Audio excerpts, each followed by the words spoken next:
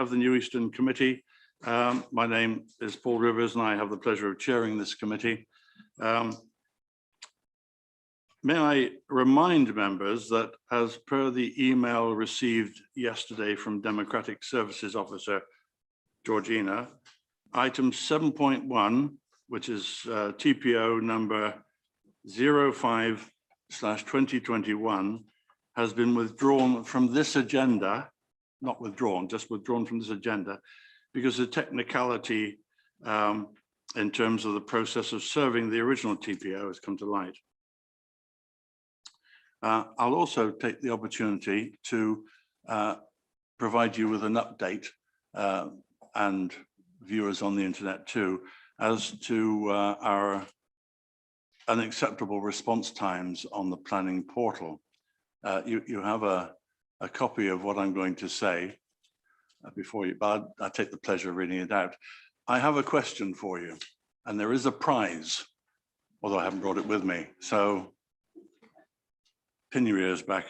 So members, as you all know, we have experienced unacceptable response times on our planning document portal. Absolutely. That's right. The site is being attacked by malicious traffic that was limiting the resource available to process legitimate traffic. We have implemented a top-of-the-range product from a third party that is excellent, although not perfect, at filtering out this malicious traffic to enable genuine users to access the system. There is no single source of this attack on the internet. The attacker first breaks into hundreds or thousands of insecure computers on the internet, which I hope Christine's is not, and installs an attack program. Then he coordinates them all to attack the target at the same time. We are attacked from many places at once. Our traditional defenses just don't work, and the site can be effectively blocked without the application of this special piece of software. I'm going to give you a real world example of what a distributed denial of service is. In security, information security, there are actors called Alice and Bob, and you will no doubt come across Alice and Bob and others as well. So here's the story. Alice doesn't like Bob.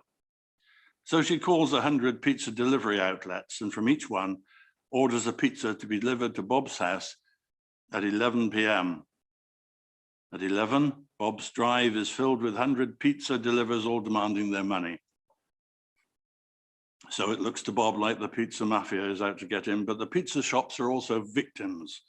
And the real attacker, Alice, is nowhere to be seen. That's really what happens to our website. There is a real chance that users may be classed as being possibly malicious. And in this case, when this happens, a web page is presented to our users with an option to select that they are indeed human. And this process is called a capture process, and enables their site, their source to be passed through. So question to you members, what does capture mean?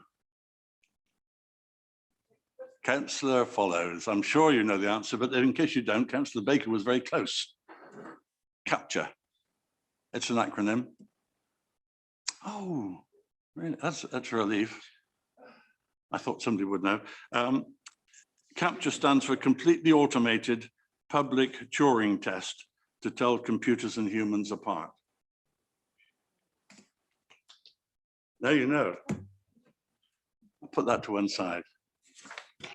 So, starting the meeting now, by confirming that we are all present and correct, and that we have a visitor, Councillor Paul Follows, who will be speaking on one of the items later on. So welcome, Paul. We are supported this evening by officers Barry Devlin, Planning Solicitor, Zach Elwood, Head of Planning and Economic Development, Chris French, Area Team Leader, Marie Clark, Area Team Leader, Kate Edwards, Principal Planning Officer, Ian Brewster, Tree and Landscape Officer, Fiona Cameron, Senior Governance Officer, and Georgina Hall, Democratic Services Officer, who will be clerking the meeting. Thanks, Georgina. Now, members, please keep your statements brief and to the point. We will be timing speeches this evening, and an alarm will sound when you have been speaking for 4 minutes. So, moving to our agenda then, item 1 on the agenda, apologies for absence and substitutions. Georgina, are there any? Oh, sorry. There are no substitutions and no apologies. All right, thank you. Item 2, minutes of the last meeting. Members, are you agreed that the minutes are good? Thank you. Item 3, declarations of interest. Georgina, do we have any? None received. Thank you.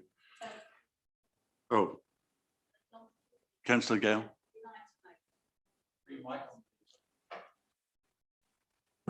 A non-pecuniary interest in item 8. Okay. Yeah. Do you want to expand on that? I've no idea why. I'm a member of the parish council, although I've not been in the meetings when this particular thing was discussed, but somebody actually spoke to Georgina. Is that okay, yeah. Georgina? Okay. Item 4. Chairman, in that case, I had discussions with a consultee on the matter of item 8 in particular with the highways people, along with parish councillors. I don't know whether I have to declare Better safe than sorry. Well, in Councillor that Baker. case, I will declare non-personal interest. Is that correct? Non-pecuniary interest. Yeah. Thank you. Yeah. Item 4, then, questions by members of the public. Georgina, any? None received. Questions by members? Any received? None received. Thank you. I'm going to ask Zach now for item 6 if there are any updates to government guidance or legislation. I've just got 2, Chairman. One is just, hopefully you all received my email last week to confirm that we have now published our 2021 5-year housing land supply position statement. The reason I'm mentioning it specifically is that we are demonstrating a 5.2-year supply, which is good news. Just as a statement of fact, within our appendices setting out how we've calculated that 5.2, we are projecting 160 homes to be delivered on the site at land opposite Milford Golf Course within the 5-year period. The other thing hot off the press was the fact that the Environment Bill has now received royal assent. I'm afraid it's so recent that I can't sort of go through the full details with you, but that's now received royal assent. Thank you. Thanks, Zach. Okay. Right, members, moving now on to the meat of the meeting. And to remind you that item 7.1, which is the first application. Sorry, Chair, I was just going to ask a question about that last item that's raised. You're right, please go ahead. Yeah. The Environment Bill was, I think, actually only went through today for royal assent. It's just really a request to Zach that subsequent appeal hearings that we've got coming up, that we look at the implications of the Environment Bill to make sure actually they're going to comply with the law, because we've got several very big appeals coming up in the next 2 or 3 weeks. So thank you. Please, Zach, yes. Through you, Chairman. Yes, what normally happens with something like this would be the inspectorate would normally write to us and say there is new law that has been enacted. Would we like to comment on that? But even if they don't, we will certainly look at any implications of that, particularly around things like biodiversity net gain, air quality, etc. So yes, you're quite right to point that out. I would imagine the inspector will contact us, but if they don't, we'll do it ourselves. Thank you. Thanks, Zach. Any more questions on that? Thanks, members. Okay, so moving then on to item 7, applications for planning permission. And to remind you that the first one on our agenda, which is the one we talked about earlier, is withdrawn from this agenda. We move on to item 7.2, confirmation of tree preservation order number 06/2021, Cedar at the White House, 27 Church Road, Milford. We have an officer, Ian Brewster, who will introduce it for us. Oh, hello. Thank you, Chairman. I hope you can hear me. I hope you can hear me. And can you hear me? Loud and Yes. clear, Ian. Thank you very much. Yes, yes. The cedar at the White House was considered to have high amenity from a tree officer's perspective. The tree actually was due to be felled because it was in a conservation area. We felt it necessary to apply a tree preservation order on the tree itself, which is in the rear garden of the property at Cedar, the White House. And the recommendation was for the tree to be TPO'd. And I have some slides that I'd like to share with you as part of they should have read the committee report, but let me just find out whether I can connect to the slide. Just basically demonstrates the visual, the view from a public place where you can see. Can you see that? Is that clear? Not yet, Ian. Oh, right. Okay. Right. So let me try again. Hold on. Share my screen. And okay. Hope you can see that. That's good now. Thank you. Excellent. It is the wrong slide, but never mind. It sort of demonstrates where the tree is and how significant it is. It is a young tree, by the way. It's Lebanese cedar. It will get larger as time progresses.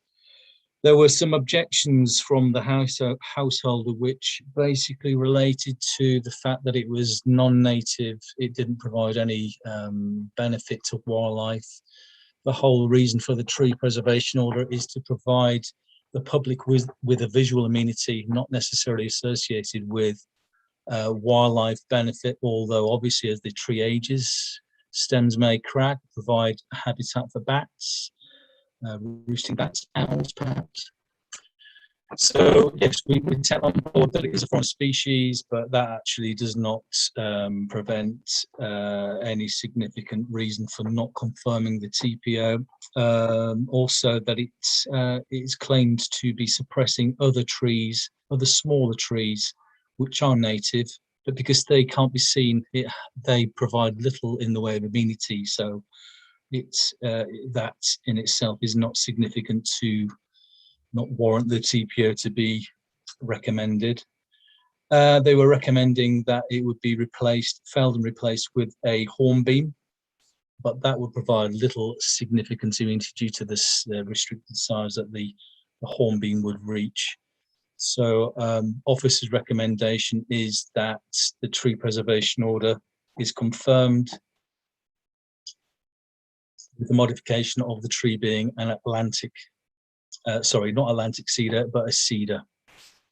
And thank you, Chairman. Thank you, Ian. So members, any comments from members? Councillor Baker. Thank you, Chair. I'm familiar with the location of the tree and its prominence in the scene. The photograph that was shown was a view from Church Road, Milford, and you can also see it from the Lawns, Milford, which is at the back of the site. And I think I saw a photograph of the tree from the Lawns, and I think it's equally, if not more prominent. So I support the confirmation of the TPO. Thank you. Thanks, Councillor Baker. Any other comments? Councillor Hegan. I just wanted to say that in addition to the arguments that the officer has mentioned, I feel we should be paying even more attention to the protection of mature trees for their carbon retention properties. It's much better to save a mature tree than to plant a new one, so I support the recommendation. Thanks, Councillor Hegan. I agree, and we should all start singing Save That Tree. Zach, you have a comment, please? Yeah, I don't want to sort of rain on any parade. The only thing I would say that in terms of identifying a tree for protection, its sustainability credentials in terms of carbon retention is not a consideration. Otherwise, I'm sure you would be instructing us to put TPOs on every single tree in the borough, which we can't do. You know, I'm not saying that I disagree. I think it's a really valuable point that Councillor Hegan makes, but unfortunately, it's not a consideration under whether or not to make a TPO. But there are very good reasons to make a TPO in this instance, in any case. Thanks, Zach. Councillor Gale. Yeah, just a quick question for Ian. He said it's a very young tree, but it looks quite tall. How tall will it actually grow, Ian, in relation to the buildings around it? If I can possibly share another screenshot just to demonstrate how big the cedars can reach, I would say it's semi-mature, but let me try and provide you with another example, which is probably better than the one I've provided you.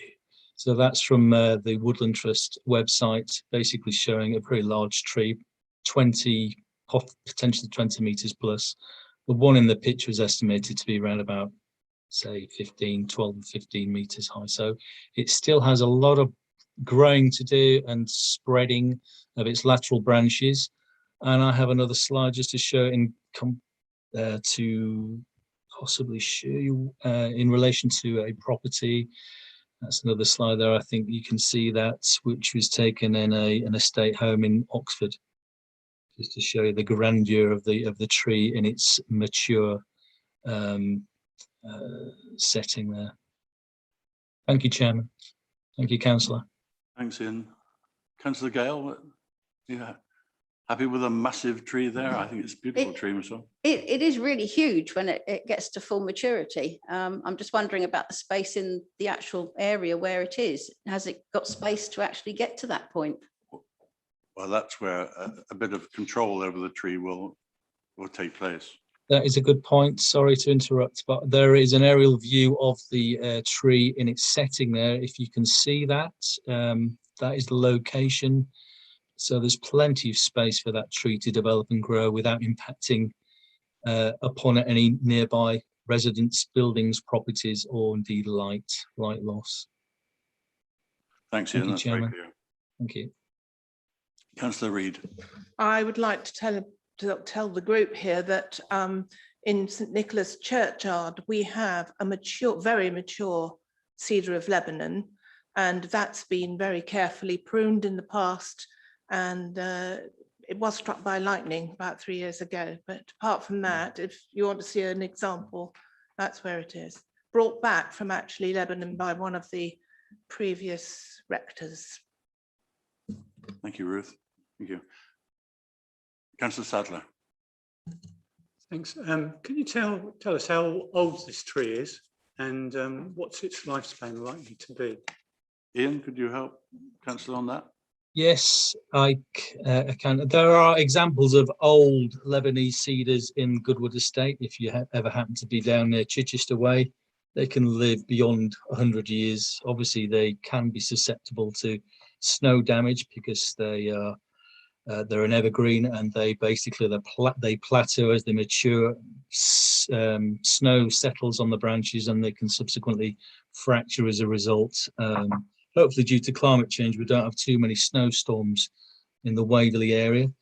But the one that's pictured, I would estimate to be around about 40 years. I think the actual owner did state that he'd planted it, so it's relatively young in comparison to some of the larger trees, examples of trees in the UK.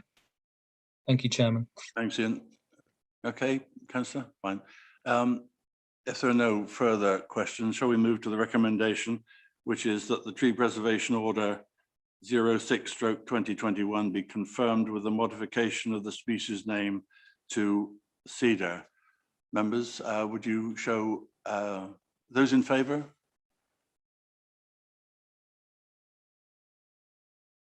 And any, oh, sorry.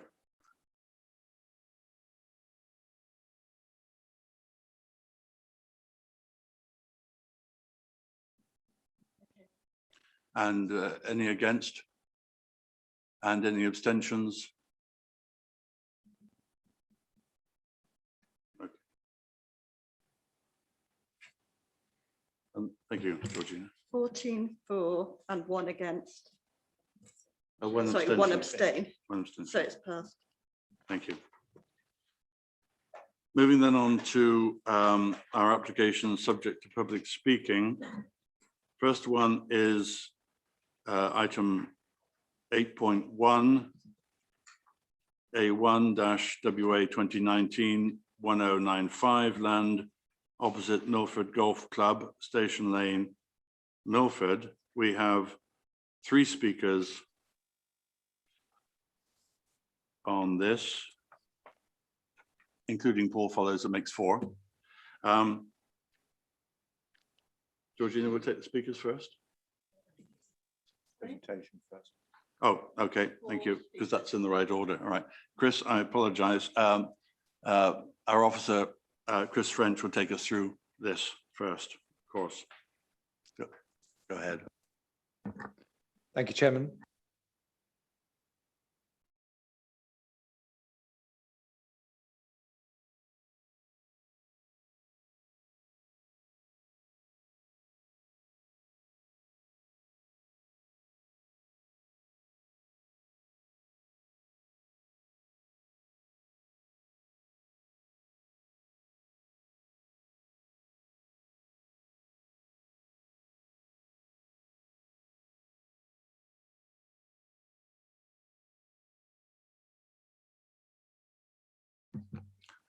Just go ahead, Chris, when you're technically ready. All right. Thank you, Chairman.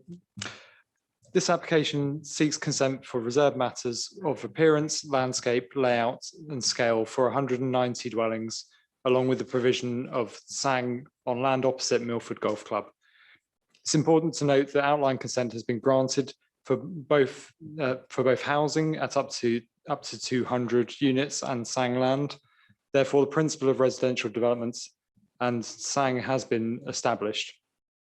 Members will recall the application came to committee on the 28th of September, along with an application to change the tenure split for the affordable housing.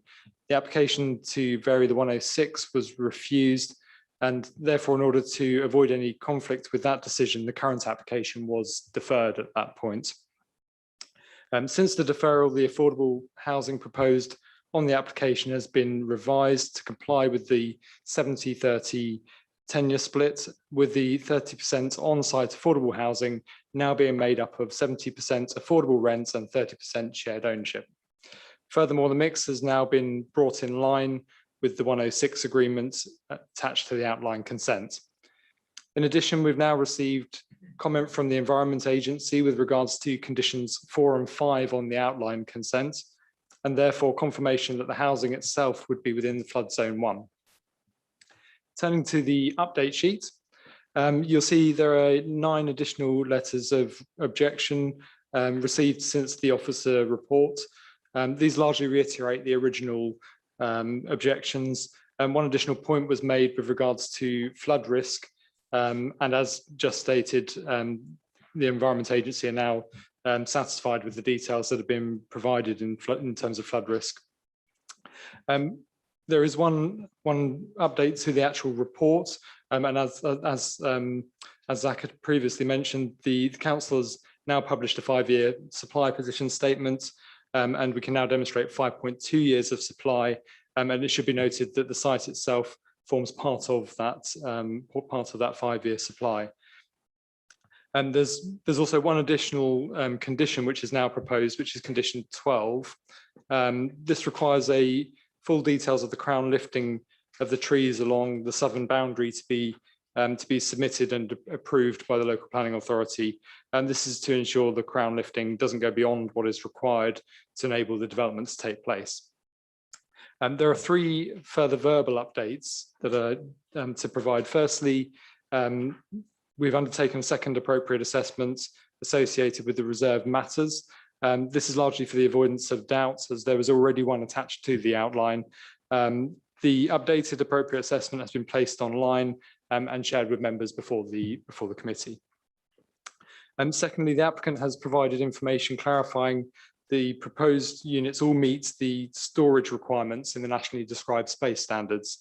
And finally, there is an additional landscape plan that's been received with additional hedging now proposed to supplement the southern boundary buffer. I'll show that in my presentation. It's been put onto the electronic file today, and the change does not, in officer's opinion, result in the need to reconsult and represents an enhancement to the landscaping past that was originally proposed. We can now look at the details of the application. This is the location plan. The application site is the land outlined in red and covers approximately 13.28 hectares. And it was historically used as part of the Milford Golf Course. Station Lane runs from north to south here and splits the site. And the housing is proposed on the land to the west, along with a part of the Sang running along the northern and western boundaries, and the western parcel of land, sorry, the eastern parcel of land is solely proposed to be used as Sang. The location plan also shows some perspective in terms of the surrounding settlement, as it's bordered by the settlement to the north and the west. And this is an aerial plan, shows the context of the site and the surrounding settlement. And it also shows the wooded areas to the north and the west of the site, along with the retained golf course to the east. This plan shows the proposed layout. As you can see, there's a central spine road that's proposed, along with small cul-de-sacs that would come off of that central spine road. You've got a mixture of detached, semi-detached, terraced dwellings and some flatted properties, along with some bungalows that are proposed as part of this application. There's a central green area within the development, and landscaping is incorporated within the layout. Notably, there's the 3 flatted buildings are, if you can see my cursor, there's one here, and then the other down to the south. And then you've got another notable property is the one bedroom houses, which are 4 one-bedroom houses within a small building there. And similarly, there's a second one of a similar design here. There's local areas of play which are scattered across the site. So you've got local area of play here. Oh, I can't see my cursor. Yeah.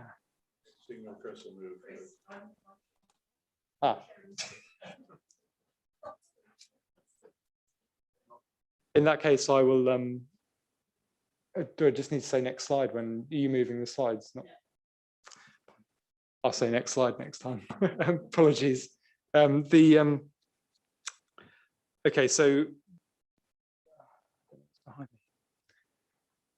so that's next slide. Thank you.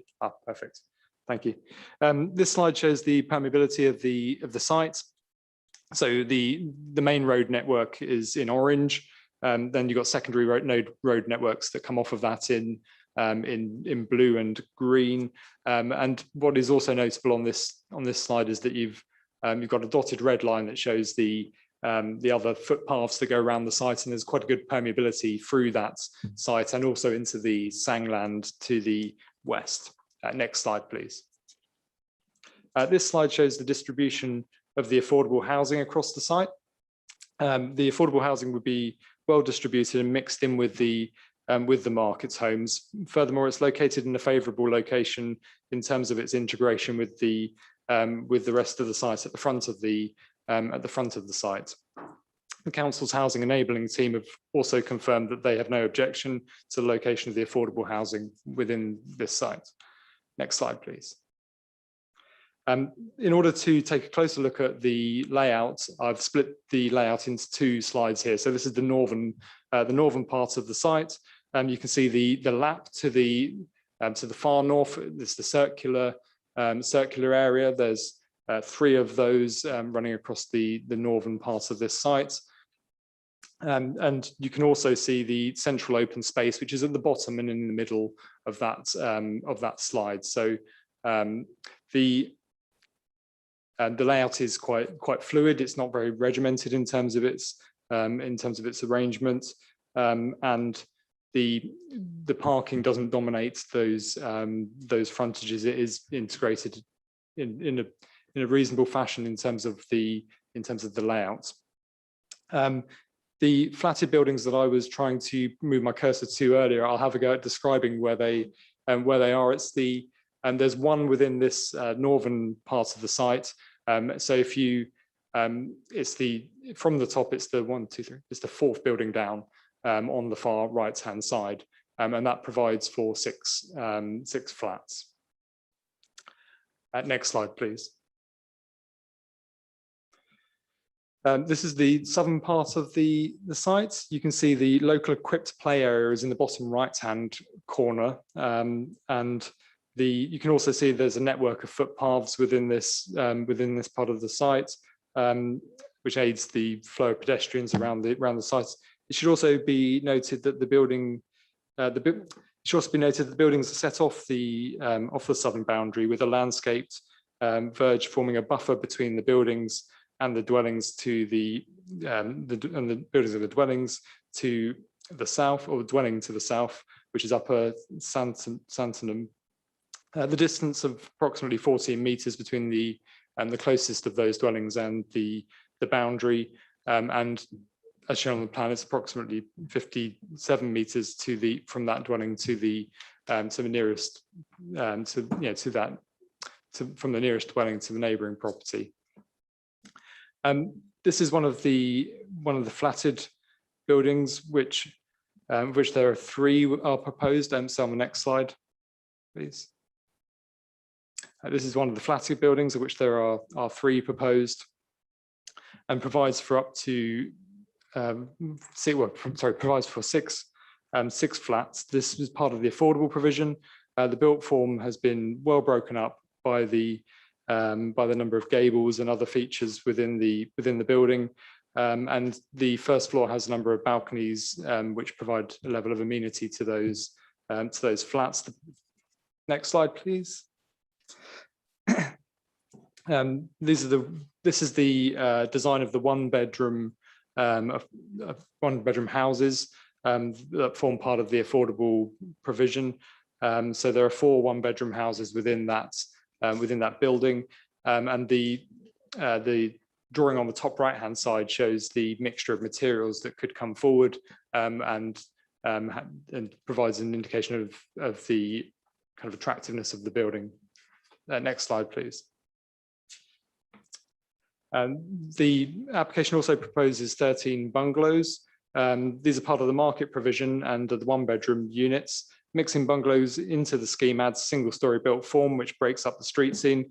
It also results in a positive mixture of accommodation for the market sector. Next slide, please. This slide shows the range of the market units that are proposed.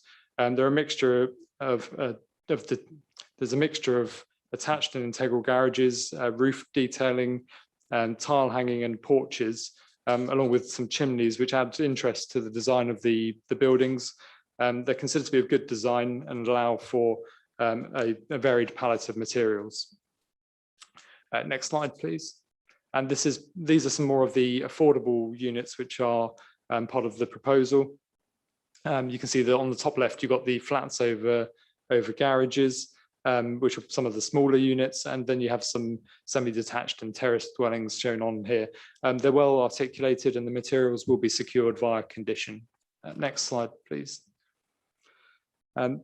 This slide shows a street scene drawing from the front of the site.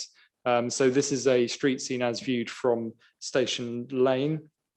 The flats are on the top left-hand corner, and you can see that they're well proportioned in relation to the other dwellings. They're not kind of dominant within the site. Next slide, please. And this is one of the illustrative watercolors that's been provided with the application. It's taken and showing the central green area, and what it does also show is the mixture of materials that could come forward with the proposal. So a mixture of render and tile hanging, and the buildings are well broken up. So I thought it was a helpful slide to show. Next slide, please. This slide shows some detail in relation to the SANG. The principle of SANG to the east and the west of the site is established through the outline consent, with the 106 agreement securing submission of the detailed SANG specification prior to commencement of development. Notwithstanding that the finer details are secured via the 106, further details about the strategy have been submitted with the application. Natural England have provided detailed comments on this and have confirmed that no objections are raised. They've reviewed the capacity and the use of the boardwalk areas, and the SANG would provide a 2.3 kilometre walk with sufficient capacity for the 190 dwellings to avoid the impact on Wealden Heath. And that plan shows where that is all located. Next slide, please. These plans show what the boardwalks would look like. The plan on the left shows the type of boardwalk predominantly used on the eastern part of the site, and the photograph on the right shows low-level boardwalks that would be utilised in some parts of the western part of the SANG. The final details are still to be secured via the 106 agreement. Next slide, please. In terms of landscaping, it should be noted that there would be tree removal along the boundary with Station Lane, and replanting of new trees and hedges along that boundary would soften the impact of the development. And that plan shows the trees would be removed, but there's a hedge and additional planting that would be going in. Next slide, please. A mixture of new planting is proposed across the site with new trees, hedging and planting shown on the plans. Above are some of the examples of how this would be integrated into the scheme and soften the impact of the development. You can see that many of the areas around the buildings have been planted to avoid hard edges. So that's what that kind of zoomed in area of the drawing is showing there, that those edges are softened by planting. Next slide, please. As set out at the start of the presentation, an additional drawing has been received this afternoon that provides some clarity with regards to the planting along the southern boundary. In order to supplement the buffer, further hedging has now been proposed and is shown on the plan. This ensures the soft landscape buffer along the boundary, in the southern boundary. So in terms of the additional hedging, it's if you're able to move the cursor just to the spacing between the trees, that's largely where the additional hedging is now proposed. And there's a mixture of kind of amenity trees that are planted along the buffer as well, which are the green circles. Next slide, please. These are some photographs from the site. So photograph A is taken from Station Lane looking south towards the site, and photograph B is taken from within the site looking towards the southern boundary. And on the next slide, we've got a view under photograph A, a view looking towards the rear boundary, taken from a fairly central position in the site. And then photograph B is taken from within the site looking back towards Station Lane, sorry. Next slide, thank you. This slide sets out what officers consider to be the main matters of consideration. The principle of development of the site has already been established by the outline consent and the allocation in the local plan. Access to the site and to and from the site was also established at the outline stage. Therefore, the main matters of consideration relate to the detail of the proposal. With regards to the design and visual impact, the height, scale and design of the dwellings has been given careful consideration. Buildings are well positioned with open space integrated into the development. The design of the properties is varied and subject to appropriate quality materials will allow for a high quality appearance. In terms of residential amenity, there's sufficient space from the boundaries with existing properties to ensure there wouldn't be an overbearing impact, loss of light or loss of privacy. In addition, the layout has been well designed and any impacts within and avoiding any of those impacts within the development itself. The proposal is considered to provide a good standard of accommodation for future occupants, with the proposed units meeting the nationally described space standards. With regards to parking and overall number of spaces, the requirements set out in the car parking guidelines and exceeds the requirements in terms of the total number set out in the car parking guidelines, and the spaces are well distributed amongst the site, around the site. In terms of landscaping, it's been incorporated within the development in an appropriate manner and will soften the impacts of the proposal. Therefore, subject to amended condition 1 to allow for the landscaping plan, additional condition 12, along with conditions 2 to 11 contained in the officer's report, the application is recommended for approval. Thank you, Chairman. Thanks, Chris, for a comprehensive presentation. And now we have some speakers. Call on Tim House. Firstly, if I may. Tim, over to you. You have 4 minutes. Thank you, Chair. Towards the end. Can you hear me okay? Yeah, that's fine. Chair, thank you very much. The fundamental problem with this application is that it's proposing far too many dwellings on a compromised site. If approved, this site would have a higher density than any comparable recent development in Waverley, somewhere between 10 and 14 more dwellings per hectare than the average of all recently approved larger developments. Now, councillors will have seen from the plans that the tiny rooms, the small gardens, the flats with no outside space, and the small fragmented play areas that are relegated to the sang perimeter or to the roadside. The officer's report, however, strongly implies, and in one place it asserts, that this committee cannot reduce the scale because outline permission was granted in 2019 for up to 200 dwellings. Now, the councillors who were present will recall that outline permission was only granted in 2019 because they were explicitly assured that the scale of the development could be reduced at the detailed stage to whatever was judged appropriate.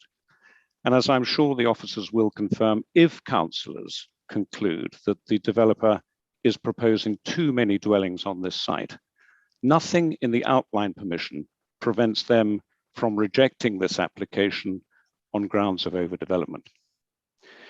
To approve this scale of development would involve ignoring or compromising many planning policies or conditions that were imposed in 2018 when the site was removed from Greenbelt, or in 2019 when the outline permission was given. One stark example is the requirement to re-establish a strong new Greenbelt boundary around the site to the east and south.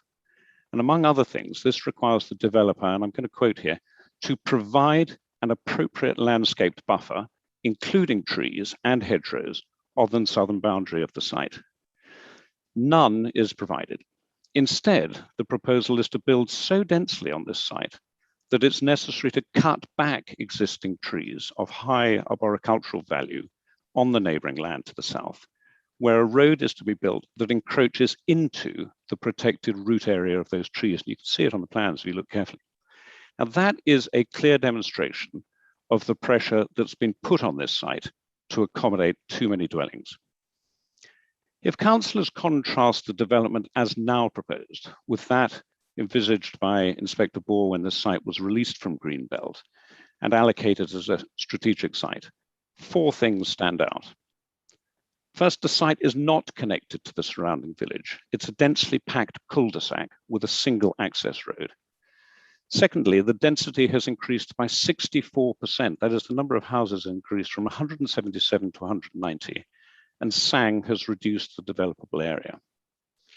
Thirdly, the pavement to the east of Station Lane has not been widened along its full length, and there's an unusually high level of sustained public objection on grounds of overdevelopment, including, I believe, by the Parish Council. Now, I would invite councillors to reflect carefully on this piecemeal departure from the original concept before following a recommendation that creates such a large, dense development on a constrained site that is prone to flooding, as indeed as we've seen recently. So there's no need to make the compromises necessary to approve this overdevelopment. Since the pandemic, remote and hybrid working has become vastly more popular, resulting in a demand for less cramped accommodation, better private outside space. If this proposal is rejected, a new scheme with fewer better dwellings and amenity would come forward, which complies with policy. Other sites could easily accommodate the balance. And in any event, Godalming, which is only 3 miles away, has already exceeded its requirement by 177 dwellings. So I respectfully invite the committee to reject this proposal. Thank you, Chair. Thank you, Tim. Moving on now to Gary Worsfold. Gary, please, you have 4 minutes. Members of the Eastern Planning Committee, can you hear Gary, me? we can't hear you very well, if at all, actually. Can you hear me now? That's better, but not perfect. Okay, I'll just please before you. How's that? Yep, I think we can work with that. Okay, good. Good evening, Chair and members of the Eastern Planning Committee. Before I delve into my written words, I'd just like to cover a couple of points raised by Mr. House. He said that our DPH is 10 to 14 more than that consistent within your authority. I fundamentally disagree with that, and I'll move on to that in my words. He's referenced small rooms. I'd like to refer back to the officer's comments that we meet the nationally described space standards in every instance. He's referenced the play areas, which seem to be suggested by him, are just piecemeal dotted around the site. We actually have 5, and they're integrated within a landscape encapsulate which goes completely around the site, and which indeed also provides a landscape buffer against his own fine home. He said our gardens and our amenity are small. We exceed Waverley's own standards in that respect. And indeed, we have a 69-foot buffer to the south against Mr. House's home, which is again 206 feet distant from our nearest dwelling, which, it has to be said, are mostly all bungalows. But moving swiftly on to my written words, the application before you is a reserved matters application after outline consent was awarded for up to 200 dwellings in 2019. It is an allocated site, and you'll recall that at the last time this item became before you, the application was deferred as the ratio between rented and shared ownership affordable home provision was not meeting your authority's ideal. We've now subsequently made that adjust and now present the application before you with 18 shared ownership and 39 rented affordable home provision as you asked. After outline, our first step in generating a design was to ask for a meeting with your authority and the Parish Council. We said it openly and that we should all work together and collaborate with a shared vision. We started with a blank sheet of paper and over the subsequent year evolved a design layer by layer with over 12 design workshops. The design has passed both design review panels with many helpful comments included. It has been over 2 years in the making, and we've truly listened and worked hard to fulfill all input. I thought it helpful to cover some facts before you. The site area, not including the northeastern SANG extension, is 10.94 hectares. Our density on site is just 18 dwellings per hectare. If, and cross-referencing Mr. House's comments, if we were to just focus on the area of housing alone, the DPH is still only 32, which, it has to be said, is an ideal density for qualitative homes with excellent gardens, parking and amenity. The proposals have significant open landscape and surround, which totals 4.85 hectares of the site. That is 45% of the site. We have 5 play areas which sit within green amenity and as a part of a landscape walk which fully circles the site. On top of this, we have a sang area to the northeast, which is a further 2.34 hectares. The mix includes 13 bungalows in response to a request by the Parish Council, as well as 75 extra parking spaces over and above your own authority's required standards. We've worked hard with our ecologists to enhance the landscape frontage along Station Lane with an easy and open access onto a new 3-metre wide pedestrian and cycle path, which will travel the full north-south traverse of the site and enable users to move freely and safely off Station Lane. It is important to note that there are no statutory objections to the proposal before you. Every aspect of this design and all of its evolve has occurred with and alongside your authority and the parish to achieve a place that has a sense of belonging, mixed within a rich setting that possesses interest, a sense of place, and a character that can be explored and enjoyed as a place for homes that will endure. We are grateful for the input of your authority, the parish, who, has to be said, have withdrawn their objection, and for the recommend to approve, which is covered in vast detail in the report before you. We are proud, and after 2 years working with all, that you might concur and agree to resolve to grant consent. Thank you very much, sir. Thank you, Gary. And now we have Councillor Julian Mccalden from Whitley Parish Council. Good evening. Can you hear me okay? Yep, fine. Thank you. Thank you. Yes, I'm Julian Mccalden, Chair of Whitley Parish Council.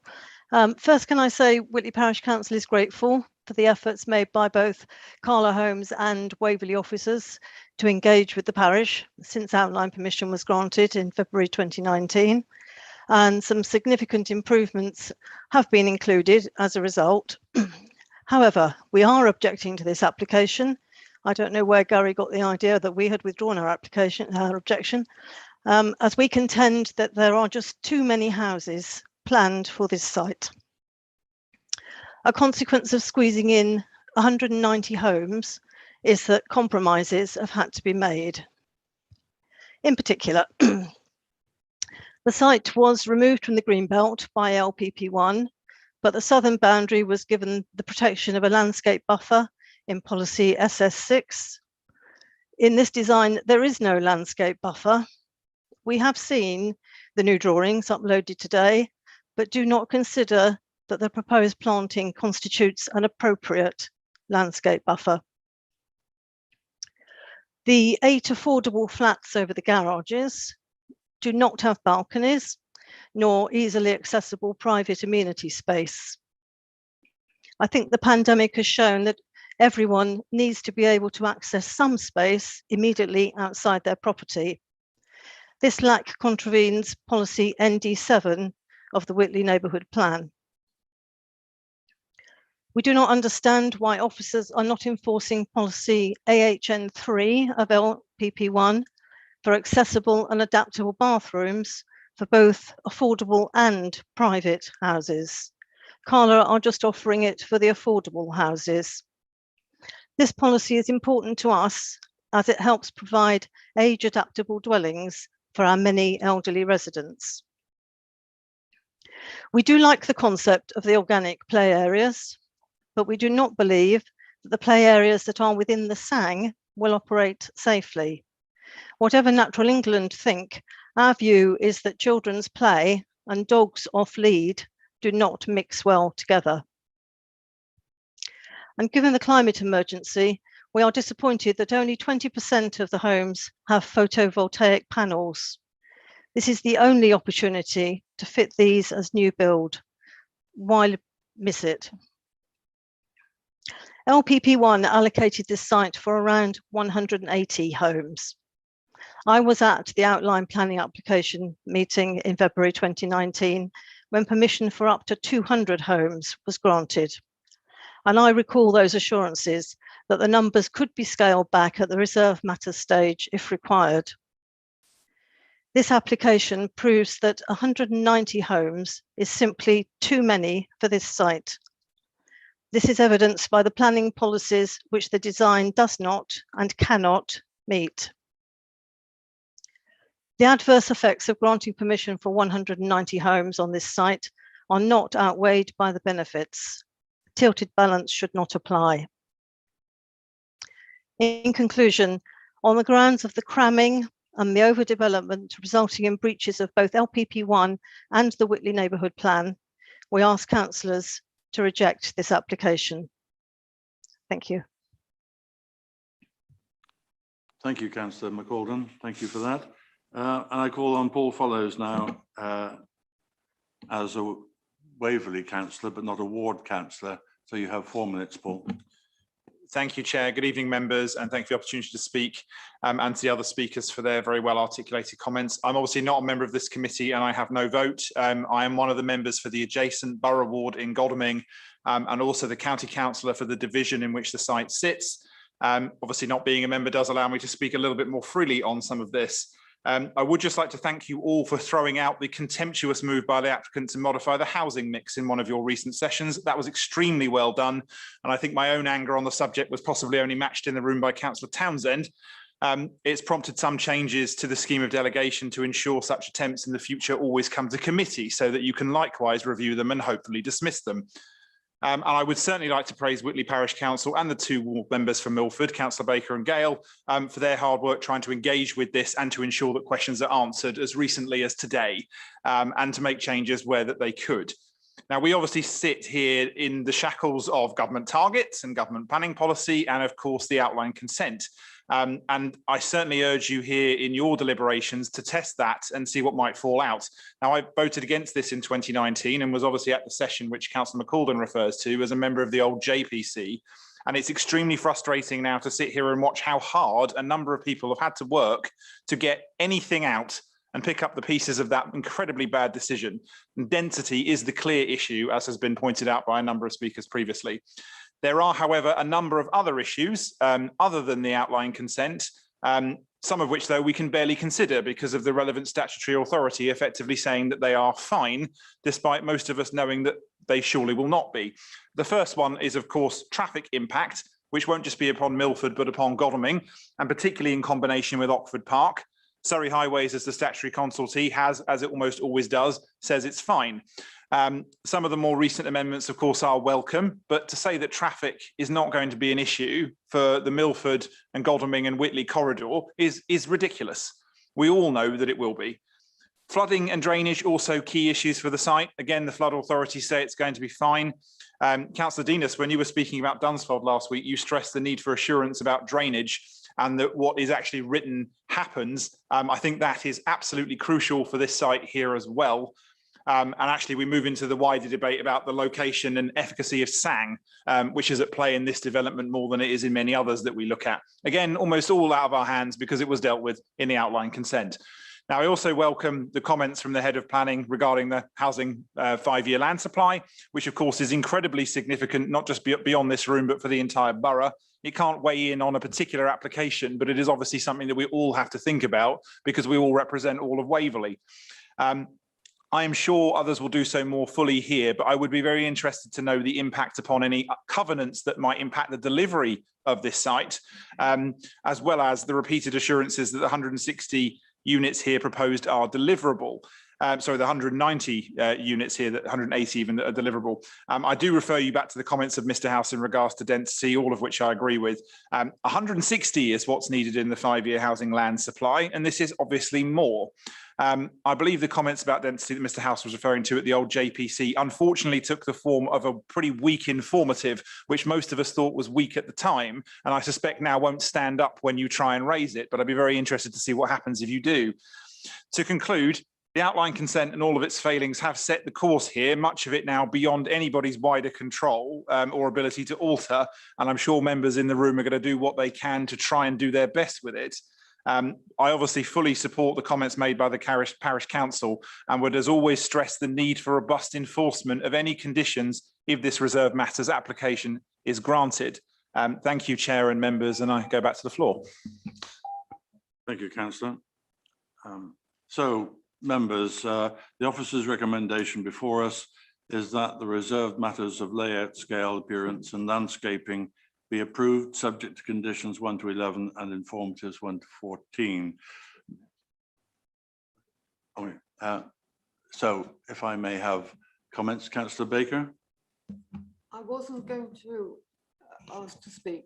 Can you pull it a bit closer to you? The reason what I want to ask you now is, whether we can have an opportunity to ask further questions. I know you are anxious to avoid lengthy discussion, but I do have some questions, and I spent a very long time, and Chris French very kindly gave me a lot of his time. We did it on the phone simply because it would have taken ages to exchange emails. It's not meant to be opaque, but if we could have a few questions answered now, I'd be grateful. Well, members, I'm very grateful for the efforts you've gone to ask your technical questions before this meeting, but of course, Councillor Baker, just go ahead. Well, thank you very much, Chair. I think it's important that we get. I'm so sorry. I, of all people, ought to know that I should speak close to the microphone. Right. First of all, could I just have clarity on whether the ground floor flats all have private outside space? Would you like me to run through the questions so they can all be answered together? I think that would probably be the best way, if as long as Chris can keep pace. Oh, I promised to speak slowly. Right.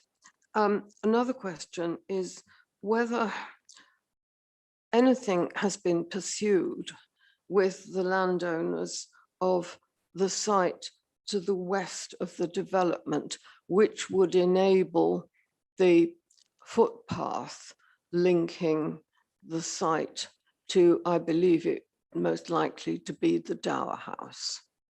And I just wonder what we can do about that if we consent to this application.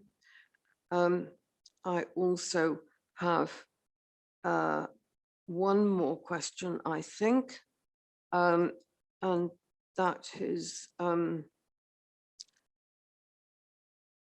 I don't think all dwellings, no, I'm sorry, I think I finished my questions, so that hasn't taken long. Thank you, Councillor Baker. Officers, will you be able to address those two questions from Councillor Baker, please? Thank you, Chairman. And yeah, yes, I can. So in terms of the flats, if we could go to the layout on the presentation, that would help. But there is a kind of enclosed amenity space around each of those three blocks of flats, and that would provide amenity space for those units. So yes, back a couple of slides on there.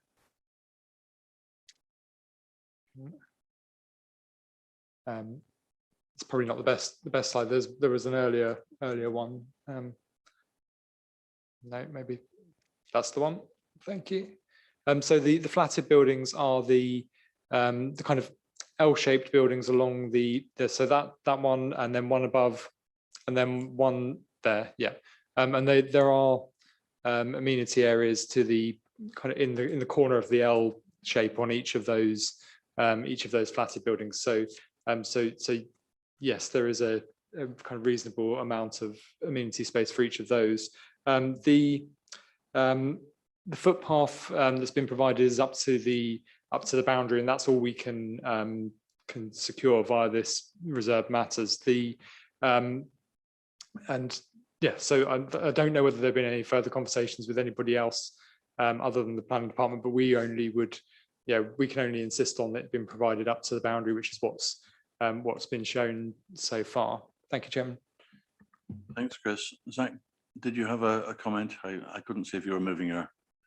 No, you're okay. Okay, Councillor Councillor.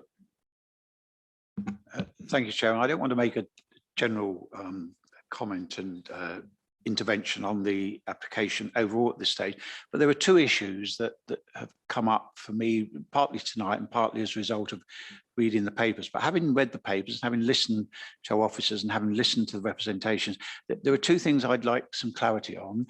The first one is the issue about the southern boundary.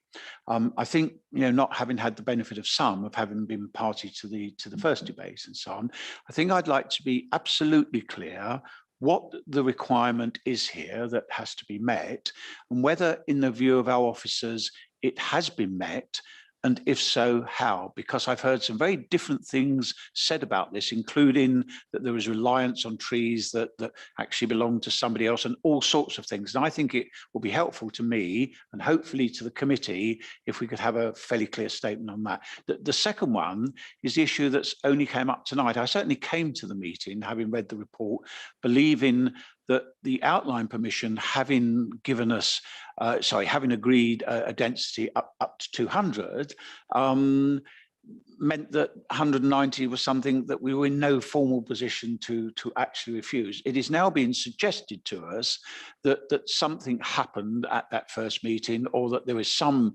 requirement that allows us to do that. I find that a bit odd, but again, I think it will be desperately important for my decision and perhaps the clarity of the committee if we could also have that made quite clear to us as well, what the position actually is on that point. Thank you.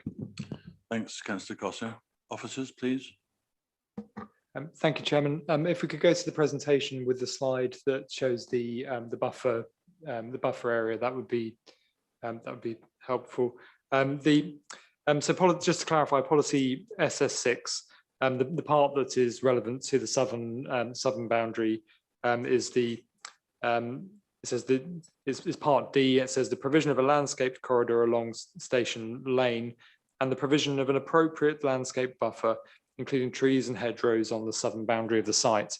So that's a judgment as to what appropriate is, and I think from officers' perspective, you can see the scheme has been designed to give a buffer zone between the site and the area to the south, and you can see that it isn't, for instance, a situation where gardens are running up to that boundary. There is a kind of landscaped area.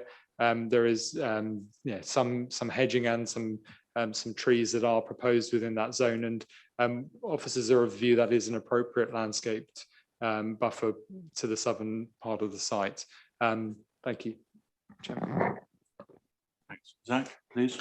Yes, if it's okay, Councillor Costa, I'll just cover the second point.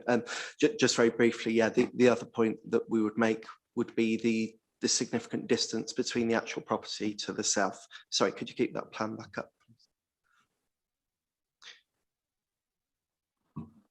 Sorry, the property to the south that you can see there, the large detached house, and the proposed dwellings. I think, unfortunately, the wording in the local plan is reasonably vague. It just says an appropriate buffer. Obviously, we wouldn't be recommending it as officers if we didn't feel this was an appropriate buffer. And as my colleague Mr. French has pointed out, there'll be additional planting as set out in this plan. But it's a matter for members' judgment ultimately. Similarly, the point about the outline permission does give permission for up to 200 dwellings. But if and officers feel that the 190 scheme that's before you, in terms of its density, in terms of its layout, in terms of its design, in terms of its impact on neighbouring amenity, all of those factors, we feel that's an appropriate scheme. But if members felt that this scheme itself was not acceptable, for any of those reasons, then you could take a different view. That's absolutely appropriate. It's not, we're not saying to you, you have to accept this scheme for 190 houses because it's less than the 200. But what we're saying is that in officers' view, the scheme is appropriate. Thank you, Zach. Yeah, Councillor Costa, if you want to come just back. one thing I'd like to clarify. I think I heard you say that if the committee felt that it was unsatisfactory what had been presented to us in any of those aspects. So does that include the single aspect of density? I mean, I'm just trying to clarify whether, if our view was as a whole, this is a scheme that is too dense for a site of that size, notwithstanding the outline application, that would be an acceptable reason for us to reject this scheme. I'm not saying that is my view or not, but I think it's important that we actually understand that. Yes, go ahead. I think my sorry. Mr. Chairman, it's very illegal, officer. Sorry, can I, Mr. Chairman, I can't be seen. I can't somehow get the camera to work. Sorry, Is that you, Barry? Just take a basic legal position on consideration of reserve matters. Mr. Chairman, Sorry, Barry, we're not hearing you at all. I've got my microphone switched on. It's very faint and garbled, but if you speak slowly, some of us might understand. I'll do my best, Mr. Chairman. So I'm reading from a work by Richard Harwood QC on planning permission. I'm sorry, Barry, it's not coming through very clearly at all. Yeah. Essentially, If you could, members are suggesting you might be able to type a few things in chat or but it'll have to be quick, I guess.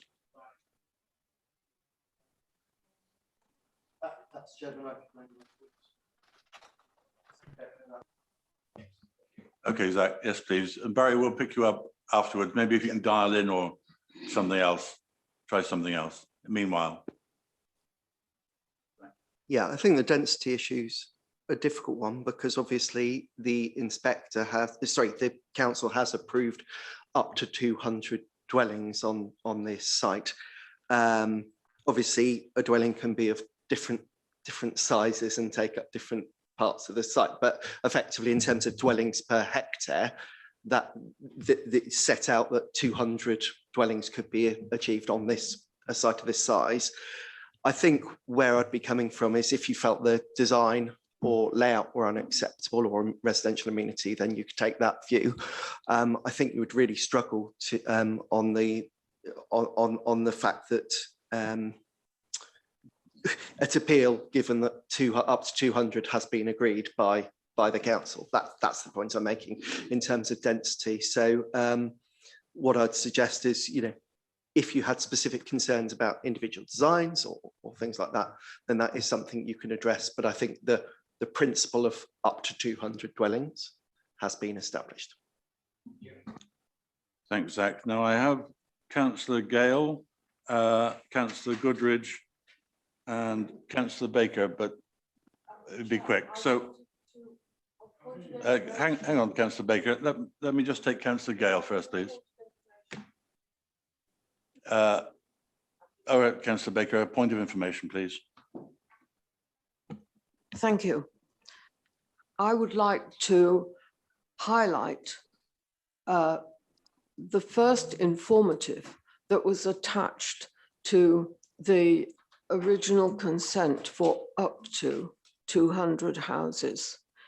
And the first informative says, after another sentence, the consent does not permit 200 dwellings on this site. It grants permission for up to 200 dwellings, subject to the detail to be acceptable at reserved matter stage. Okay, thanks, Councillor. I think that's what the officers were alluding to, but we have to have a good reason for it. Councillor Gale. Thank you, Chair. I think most things have been spoken about that I was going to bring up, but one of the things that does still bother me is the southern boundary. The landscape buffer it's in what we think. Do we think that's a landscape buffer or don't we think it's a landscape buffer? Some of the land was removed from Greenbelt, and I believe the proposal to have this buffer was to compensate for that, really. In fact, part of what we see as the buffer, there is a small road under the canopy of the trees. So that's not very green in my personal view. The planting, I'd like to thank Chris French because he's been very helpful this week and he's answered lots and lots of questions. But there's a lot of issues about planting which have been brought up. And apparently the tree officer who looked at this said that the sycamore and oak would be native species. And I'm reliably informed that sycamore is actually not a native species of these islands. Somebody can correct me if I'm wrong, but they're sort of weeds. And also oaks are not that good at the moment because of our processionary moth that wants to keep heading this way. The Environment Agency approval of condition 4 we saw today, I believe. But I've written it down here because I was a bit concerned that it states that there should be model reports and results of condition 4 states that these should be submitted to and approved in writing. Now, I think last time we were in a meeting here about this, it was going to be deferred to the officers once those were received, but I'm not sure if they have been received yet. And I'll leave that for Chris. The space standards, I think somebody's already brought that up, that some of the bathrooms, downstairs bathrooms are very small and couldn't be adapted. So I'm a bit disappointed with that, to be perfectly honest. One thing on footpaths, Councillor Baker brought up that we have a path to nowhere which heads towards Busdons, which is good because somebody may be able to link that into Busdons one day, but it is being left to others to do that. And I do hope that perhaps the parish council can pick that up, but it is going to go across private land, so it's not a given that that will actually happen. This site will not necessarily link to the centre of the village. I think that's about it. Apart from the footpath that runs down Station Lane that they're proposing is within the site, which is quite good because it's wide enough. However, it's going to shield people from the road. And we do have lots of people who walk from the station to Milford at night. And I just think that if there is too much shielding between the footpath and the road, it won't feel particularly safe. And I'd like to see that a bit more open. Thank you. Thanks, Councillor Gale. Chris French, some response. Thank you, Chairman. In terms of the position that we were at last time when we were at committee and the flood risk information, the situation was that they'd supplied the information for the modelling for the flood risk, but we hadn't received anything back from the Environment Agency, and so that information was there, but we just hadn't got those comments confirming whether that information was acceptable or not, and we've now got that confirmation from the Environment Agency. So those conditions attached to the outline consent are satisfied. So as far as that is concerned, I'm happy that has been closed off the flood risk element of it. Just a very brief point in terms of the footpath across the front of the site. I note kind of there's some security points were raised, and one thing that is beneficial is that footpath across the front of the site, which I can see on my screen, but you probably can't see in front of you, is overlooked by houses within the development. So it's not there is an element of natural surveillance that's taking place there as well. I think that was all. Thank you, Chairman. Thanks, Chris. Councillor Goodridge. Thank you, Chairman. I'd be grateful if I want to ask a question about the southern boundary again. It would be helpful to have the slide we had up before. But while that's coming up, the practical problem I'll deal with it now. Part of the buffer are presumably the yellow trees, which are along the southern boundary, particularly on the right-hand side of the map of the plan there. And the red line presumably is the boundary. Having looked at some photographs that I think were shown to us online earlier this week, could I ask the question as to where the trunks of those trees are? Are they within the boundary or outside the boundary? Because it might make a bit of a difference as to whether the developer has any control over the yellow trees to ensure that they're still there, and has that been taken into account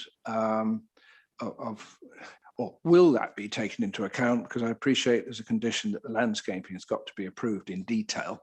But I just want to ask that question, because if all the yellow trees, as I described them, that are outside, particularly on the right-hand side, are outside the site, what control have we got over those?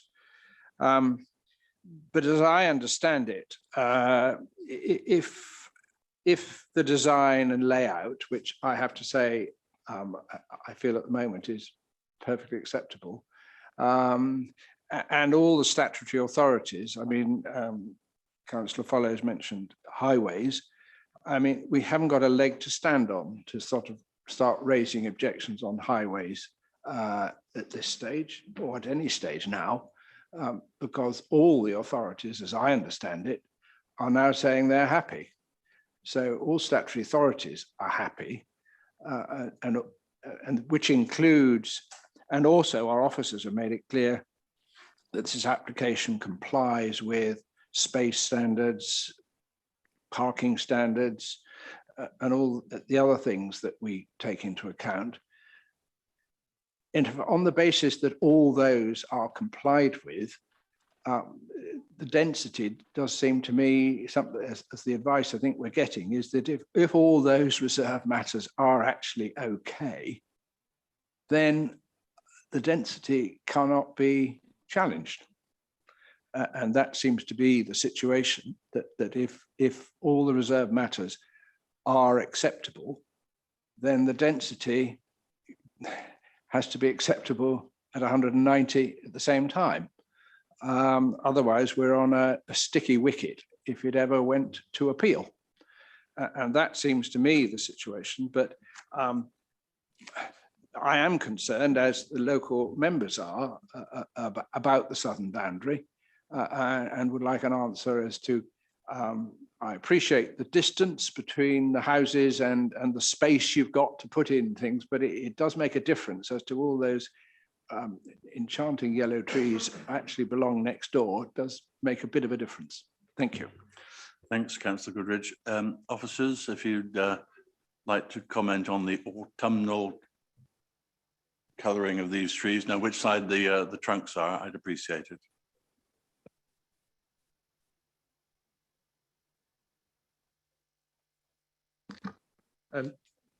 Thank you, Chairman. The in terms of the plan shows what it shows in terms of where the trees are, and if there is a dispute about where that boundary lies and where those trees lies, that's largely a civil matter, not for us to to be involved in terms of its in terms of the distance, because you can see the red line runs close to those trees.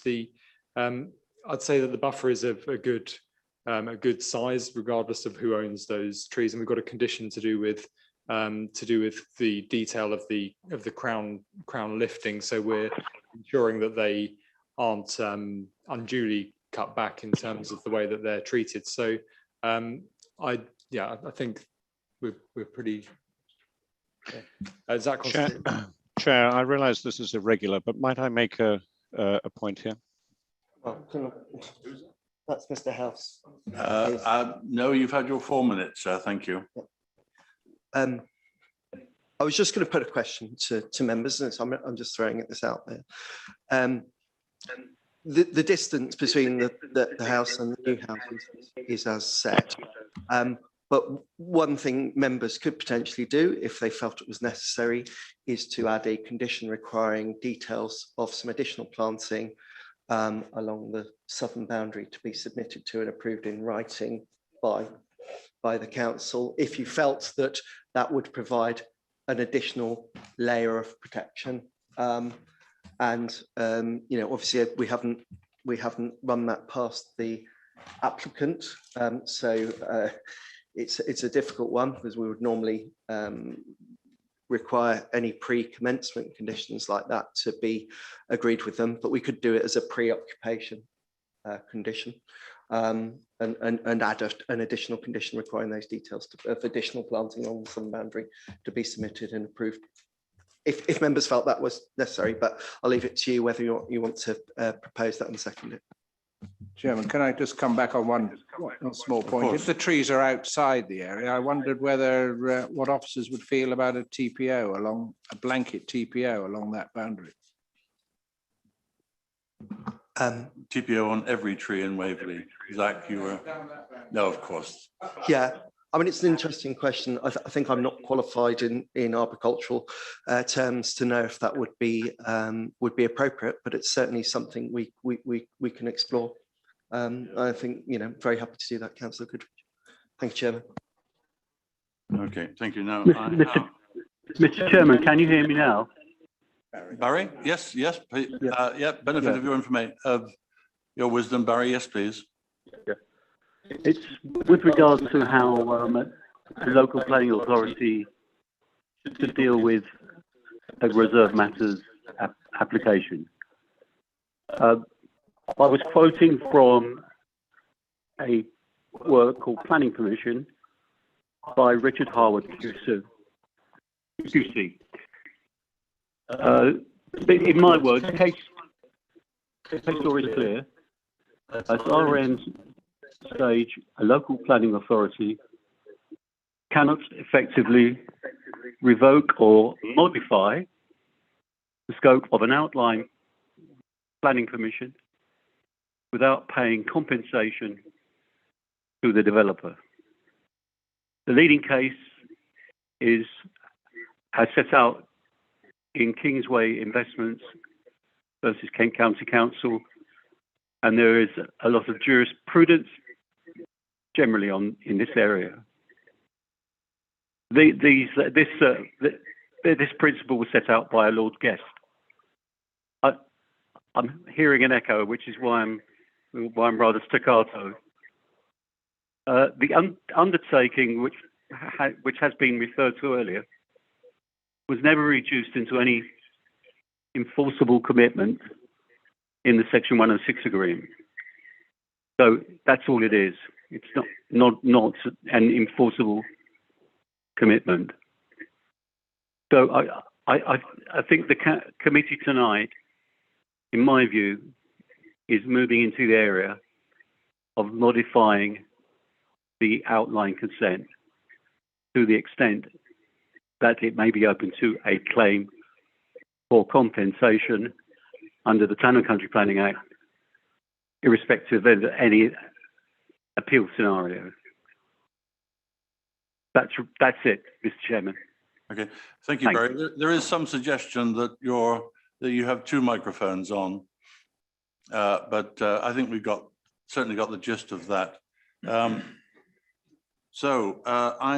I have Councillor Townsend now, then Councillor Else, and Councillor Gale wishes to come back. So, Councillor Townsend, please. Thank you, Chair. It is very difficult, and I think the principle of up to 200 dwellings rather on this site has been established by the outline planning application. On a positive note, I'm very pleased that the affordable housing is pepper potted around the site. I think the design is of interest. The roads are curved, they're not straight. There's some articulation of the housing. The flatted buildings appear well designed, and they do have some balconies, and the one-bedroom houses particularly that we were shown were of a good design, and I do welcome bungalows as well on the site, which is really unusual to get bungalows, to be fair. I am disappointed about the flats over the garage not having any kind of Juliet balconies or anything, to be honest, and I think they could have made an attempt to do that. But I can't find a real planning reason to really refuse this. The one thing that I am really disappointed about is the buffer on the southern boundary. I'm disappointed because the hedging that has been provided I'm taking this from the drawing, is inadequate to be called a buffer. I'm sorry, that's in my opinion, it is inadequate. I'm concerned about, Zach suggested about putting a condition about putting more planting.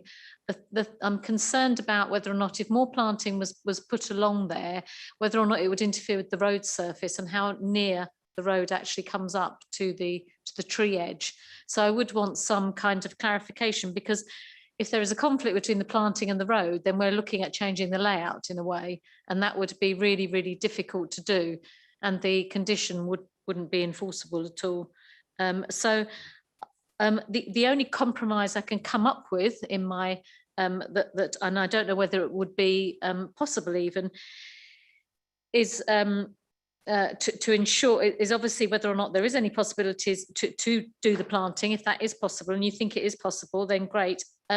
Is whether or not we can have a less one of the no dig road surfaces there and a permeable road surface that will then allow give this bit of hedging that's going to be put in a bit of better chance of living, and also to protect any future planting that can be put there as well. So that's one thing, whether or not it is possible to have a less intrusive road in that area and a permeable road surface. I've just got a couple of other things on the actual conditions themselves as well, which I'll just say now is the Eevee charging points, and I can't find it. I'm sorry, I did try to check, but for some reason the broadband isn't quick enough. Whether or not the Eevee charging points should be a condition, they seem to be an informative, and whether or not they should be a condition. And also with the SUDs, I know that there was a SUDs on the outline, but what I would like to see is the condition we normally have, that the SUDs will be inspected. So at the end, you know, once they're done, and I can't find that on the outline condition, and apologies if it's there, but my internet connection gave up the ghost when I was double checking. So whether the Eevee charging point should be a condition, because they normally are, whether the SUDs, we can have the condition that they are to be inspected once they've been created. And also one of the other things which would have a large effect on this site is parking for contractors and site parking. If that ended up on Station Lane, it would be a complete and utter nightmare. So I would want something to confirm that parking, having had this problem with 2 sites in Newhurst, that parking during construction must be on the site. Because I think it would be terrible if it was allowed to overspill onto the local roads. But to be honest, I really need to know more about the buffer first of all, and whether or not Zach's suggestion is at all possible, because at the moment I feel that the buffer is inadequate. Thank you. Thank you, Councillor Townsend. We have quite a few speakers, but Zach, if you could respond on the buffer, then we'll move on. Again, obviously, I don't have the benefit of being able to sort of measure it and comment with any, you know, entire certainty, but certainly there would certainly be scope for some smaller trees along the woodland edge that would provide additional buffer there. I think the point I'd make about the roads is that that part of the site, it's not intended that those roads would be adopted by the Highways Authority. So you have a bit more flexibility with what surfacing, etc. you can do, as you know, if they're adopted. Can I just interject there slightly, Zach? And what you're saying is very welcome, but therefore, if we're going to be planting trees there, they can't be planted right up to the edge of a road, and there would need to be a no dig method for that road, and also a permeable surface. Otherwise, they would have no chance of living at all. Thank you. Absolutely, and if members were minded to propose that additional condition on the buffer, on the additional planting, you could indeed add a further condition relating to the road surface in that part of the site, if you felt that was necessary. Absolutely.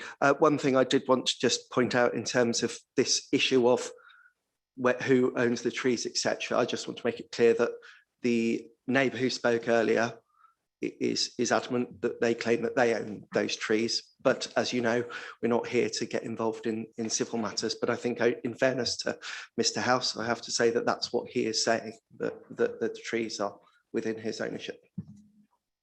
Thanks, Zach. Councillor Else. Thank you, Chairman. While we're talking about the southern boundary, I think there was a photograph that was shown earlier that quite clearly showed a fence, the golf course, a fence, and then the trees. So I can't see why all this discussion about who owns the trees, that they're obviously along the southern boundary or in Mr. House's land. That's absolutely correct. And please don't interrupt, Mr. House, or they'll be switching your microphone off.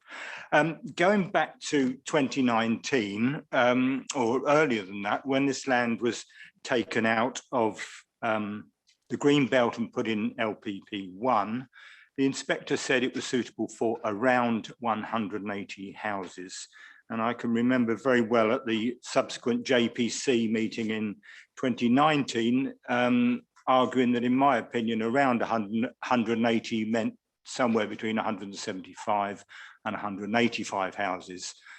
If we'd had the benefit of Barry Devlin's advice at that meeting, perhaps we wouldn't have voted for 200, but we were assured by the then head of planning that 200 didn't mean 200, it meant up to 200 and could quite easily mean anything from 175 around 180.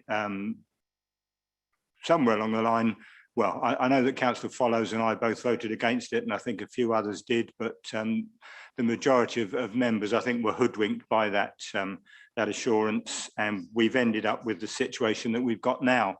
I think we're now between a rock and a hard place, really.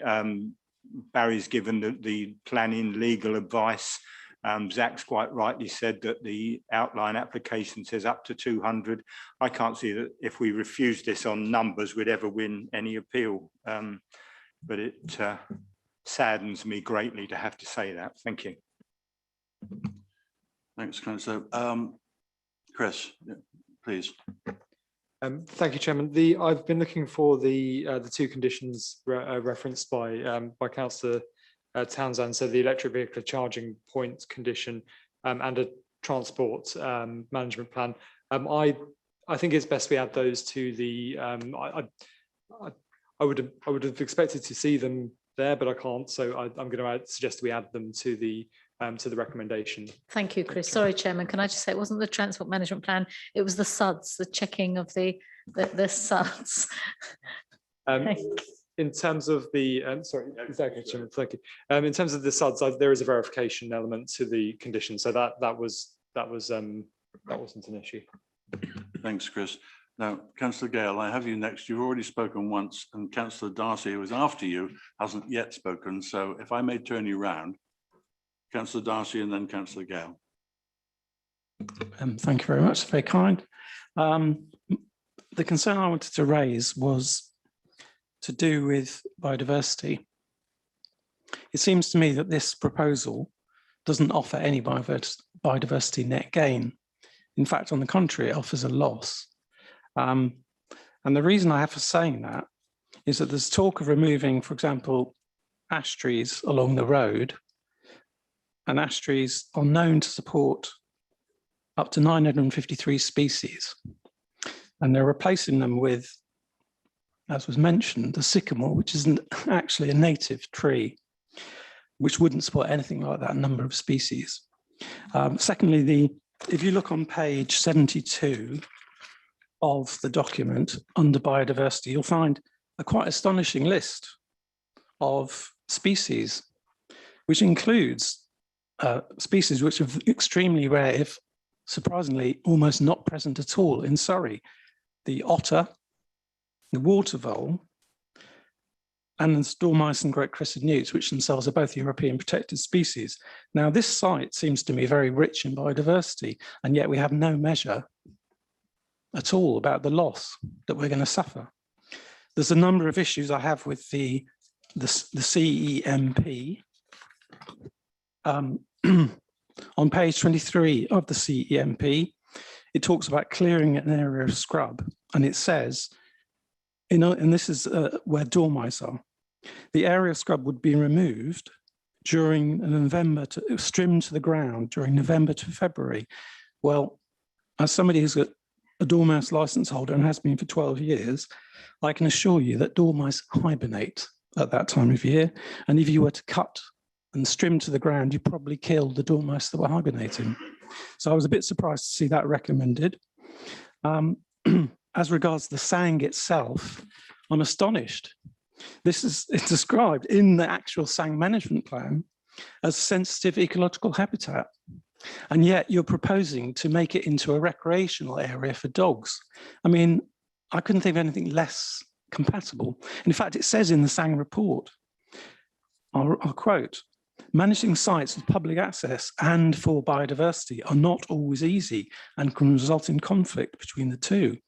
The management of the site needs to strike the balance between recreation and biodiversity. But having read through the proposed management, there seems very little balance. It seems entirely on the side of what effectively, let's be honest, what SANGs are dog toilets. They're places for people to take their dogs so they don't take them to the SPA. And yet this is a sensitive ecological habitat with otters. We have maybe one site in Surrey with otters. Another issue is the SANG is split by a road, a busy road, or relatively busy road. And for example, otters won't swim under bridges. It's a well-known fact. They cross the road, and that's why a lot of otters get run over. So why is there no provision for this? For example, they could put a ledge under the bridge. Ditto, dormice. Dormice won't cross the road. So you're creating a gap, or there is already a gap, but there's an opportunity with the SANG to create a crossing for the dormice. The other issue I have is with the removal of the woodland along the eastern side. It says they're going to improve it by putting in hazel, which is for the dormice. But unless there's connectivity with other parts of the site, how will they colonize it?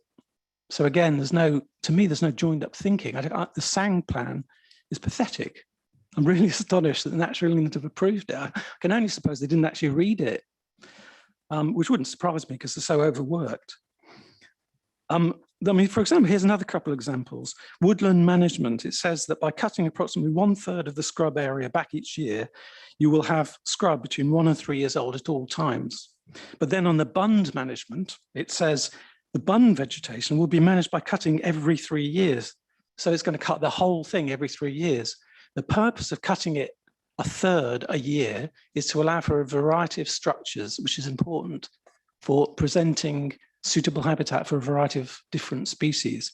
If you cut it all every 3 years, boom, it's all gone. So I really can't believe it. I mean, it's full of things like this. I could go on. I'll show you my notes if you like. I've got pages of them, but we haven't got time to go through it all. I just think it's a very poor SANG management plan. I think the SANG is not compatible with the sensitive ecological habitat that exists there. And I think part of the reason for that, it seems to me, is the overdensity of the development, because they've scrunched the SANG up into the top bit, which is where all the wildlife is. So the dogs can run around. And notice they've put a fence between the dogs and the golf course, because you wouldn't want dogs in your golf course, but it's fine to have them running through the sensitive habitat. I mean, for goodness sake. Anyway, that's enough of that, because I'll just start to get cross. Thanks, Councillor Darcy. Certainly to my mind, you're raising some interesting points. Chris. Thank you, Chairman, and thank you, Councillor Darcy, for those points. I think one thing that there's a couple of points that I just want to clarify is that one, in terms of the outline, the location of the SANG has been established through that outline consent. But secondly, we've got condition 6, which secures a landscape ecological management plan, albeit that they provided some information into that. We can get more detail through condition 6, and the section 106 agreement also requires the finer specification to be agreed, albeit we've got a lot of information with the detail for the SANG with us at the moment. There is more detail. There is still the requirement to discharge the agreements within the specification within the 106. So there is the opportunity to look at some of those points within there, albeit the principle has been established, if that makes sense. Thank you, Chairman. Thanks, Chris. So do I understand that you feel you have enough room to address the issues that Councillor Darcy is coming up with, or will be able to? Well, I think the point about the location of the SANG, as Chris has said, no, because that was, that's set in the outline. Yes, I mean, condition 6, it's on page 88, actually requires a further landscape ecological management plan to be submitted prior to commencement. That's been agreed with the applicant. And that includes description and evaluation of features to be managed and created, including management proposals for the SANG. And as Chris has pointed out, that would also be covered under the section 106. With regards to the needs to restore or enhance these habitats of principal importance, I would ask that principle be corrected to the correct spelling, which is my biggest bugbear as a planning officer, I'm afraid. But we believe that, you know, whilst the existing information that's been provided, you know, I take Councillor Darcy's points. We do have a second bite at the cherry in effect, because there is a pre-commencement condition. Could I just follow up the point about biodiversity loss? Given that the Environment Act has just come into law, that clearly states a requirement for 10% biodiversity gain, and yet here there's nothing. I mean, as far as I can work out, there can only be biodiversity loss with this proposal. Zach, you want to come back on that? I mean, you wouldn't expect us to have known that the Act was going to come into get royal assent today. The MPPF doesn't specify a percentage, and neither does our policy. But it does specify gain, doesn't it? The MPPF talks about gain, but it doesn't talk about loss. No, thank you. Yeah. But you're, at the end of the day, you're the decisions makers, not me. Thank you. Okay, thank you, Zach. Now, Councillor Gale, if you would be kind to note that Councillor Dinas has not yet spoken and he's after you, would you mind just sitting back again? Councillor Dinas. You're most kind. You'll be pleased that most of my points have been covered by my colleague Councillor Townsend, which is my bugbear as SUDS.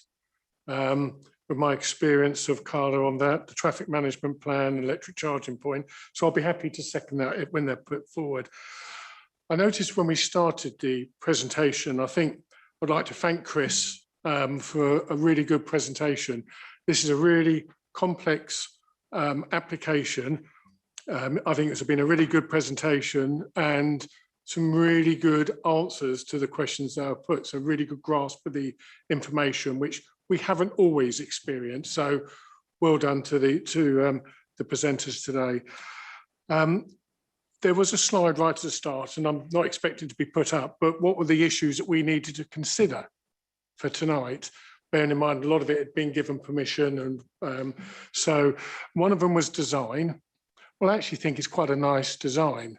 And when I look at the design, it reminds me of their development in Alfold.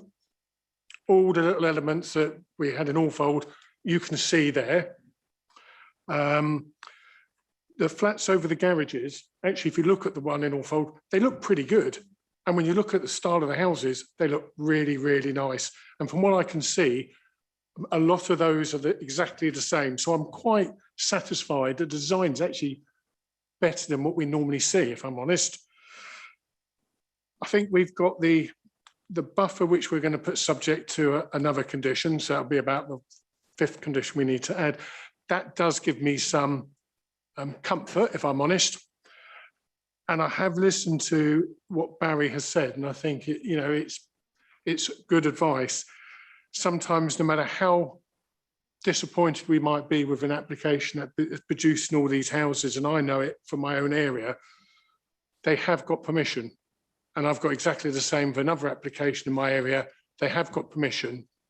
And, having to tell the residents, but we've got to make the best of a bad thing. I don't want them, but if we're going to have them, let's make it a good development.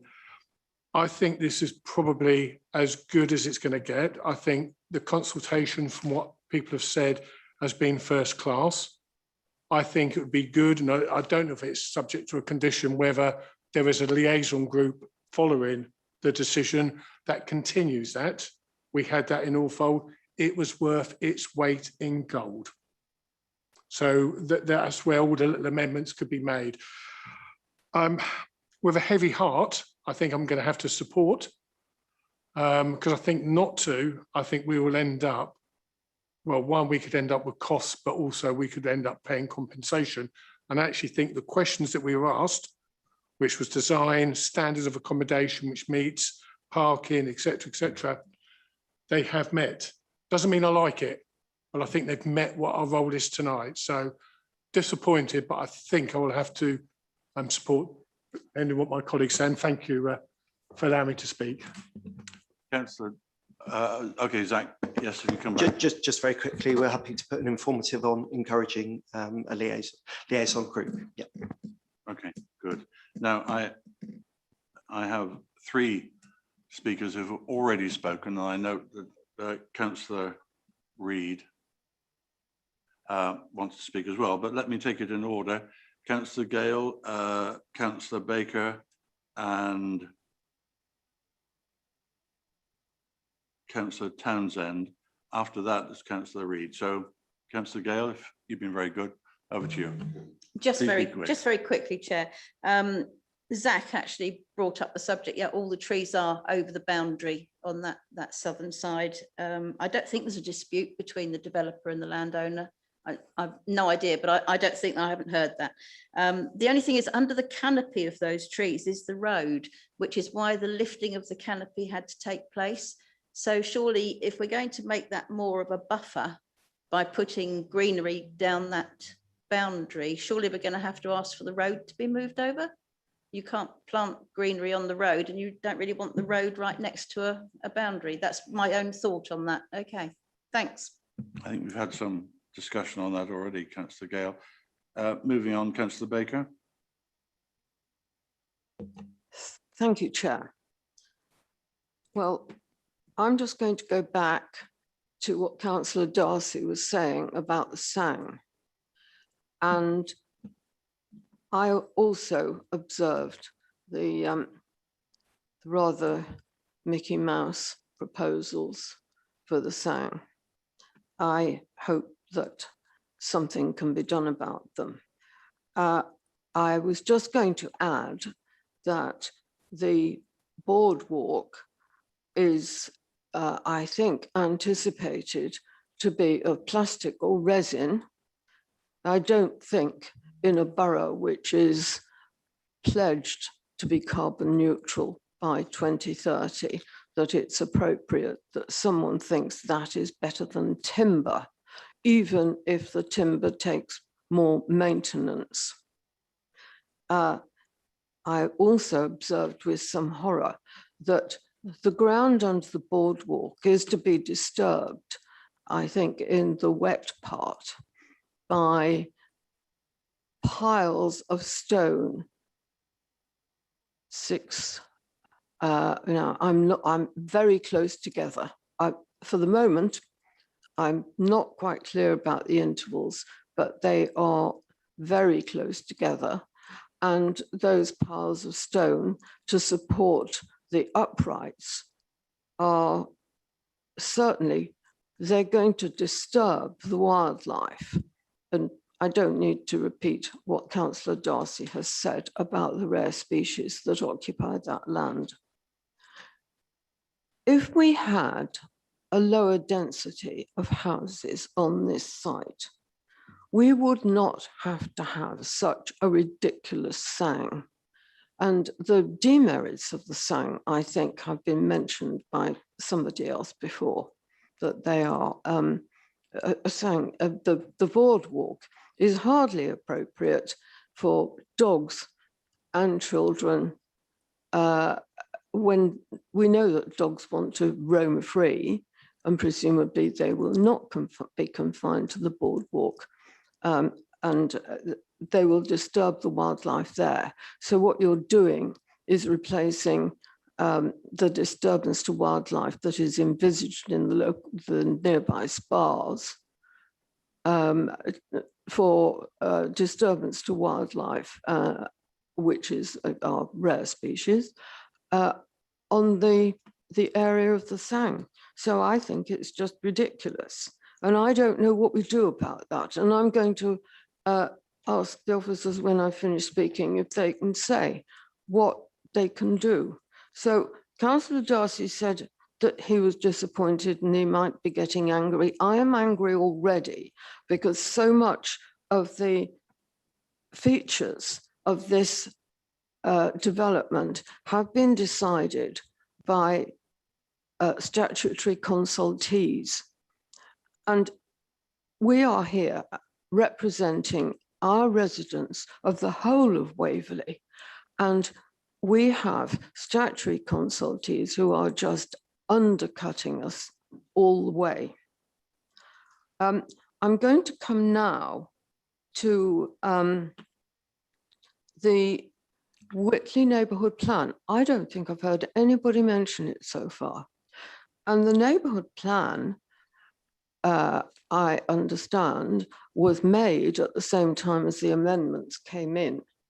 And I think that the officers have suggested that that's a reason why the neighbourhood plan should not actually be considered very strong in relation to this development. Now, the neighbourhood plan took an awful lot of sweat, blood and tears at Whitley Parish. And I think that it is quite wrong to dismiss it when there are features of this plan which do not actually abide by some of the policies in the neighbourhood plan. One of the things I'm concerned about is actually the location and distribution of the affordable housing. I would take issue with Councillor Townsend and say that it is not distributed evenly throughout the site. It is in a band running across the narrow northern part of the site and down the eastern side of the site. I think it's the neighbourhood plan, and it may also be within our planning policy at Waverley, that affordable housing should not be on the front of development sites. It should be incorporated within the rest of the housing. And in this case, it's the flats that face onto Station Lane that do not comply, and maybe other affordable housing properties, but I think in the main it's the flats.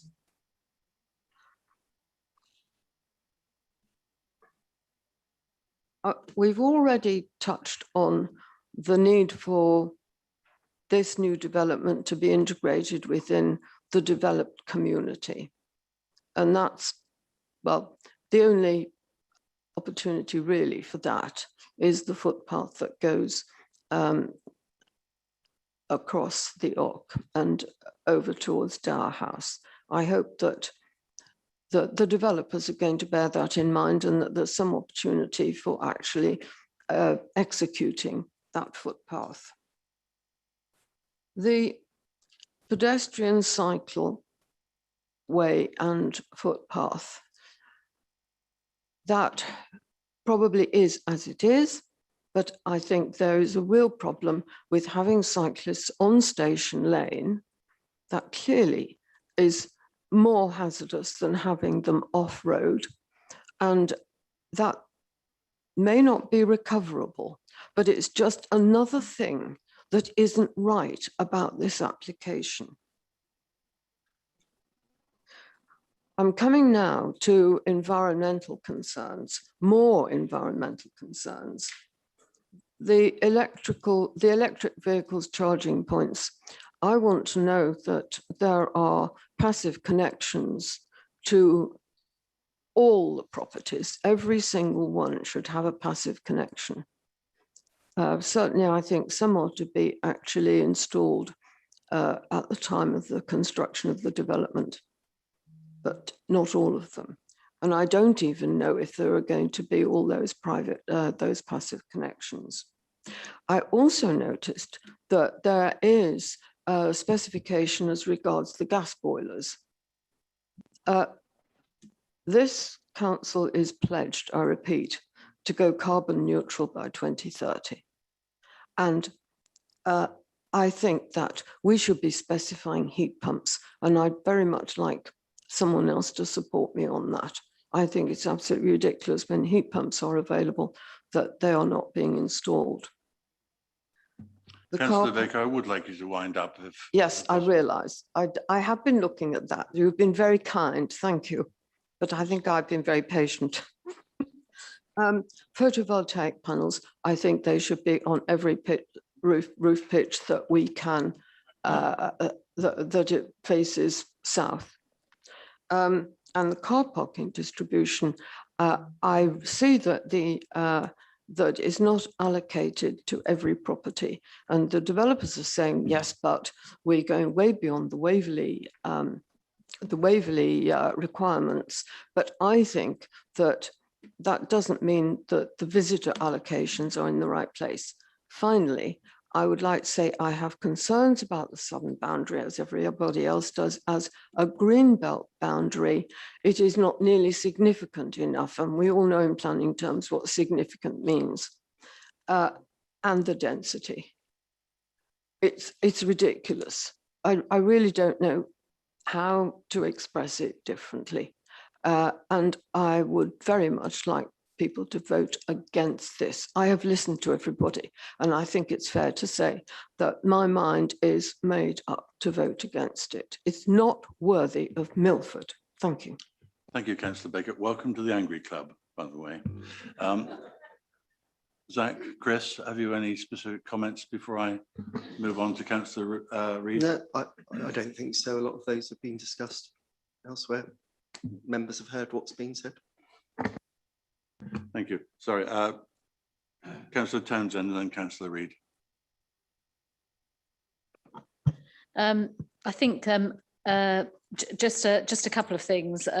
Really, first of all, you know, my previously I did ask for the electrical vehicle charging point, which has been agreed, but obviously I need to formally put that through and it to be voted on, and so I don't want to miss that opportunity to do that. And also I'm very glad the SUDs are already on there. And sorry, Chris, I think I got confused within the transport management plan. I mean, obviously I do want that about the station road and parking put on there as well. So I will be doing a formal asking for the inclusion of these conditions, but as well as the one about the road as well.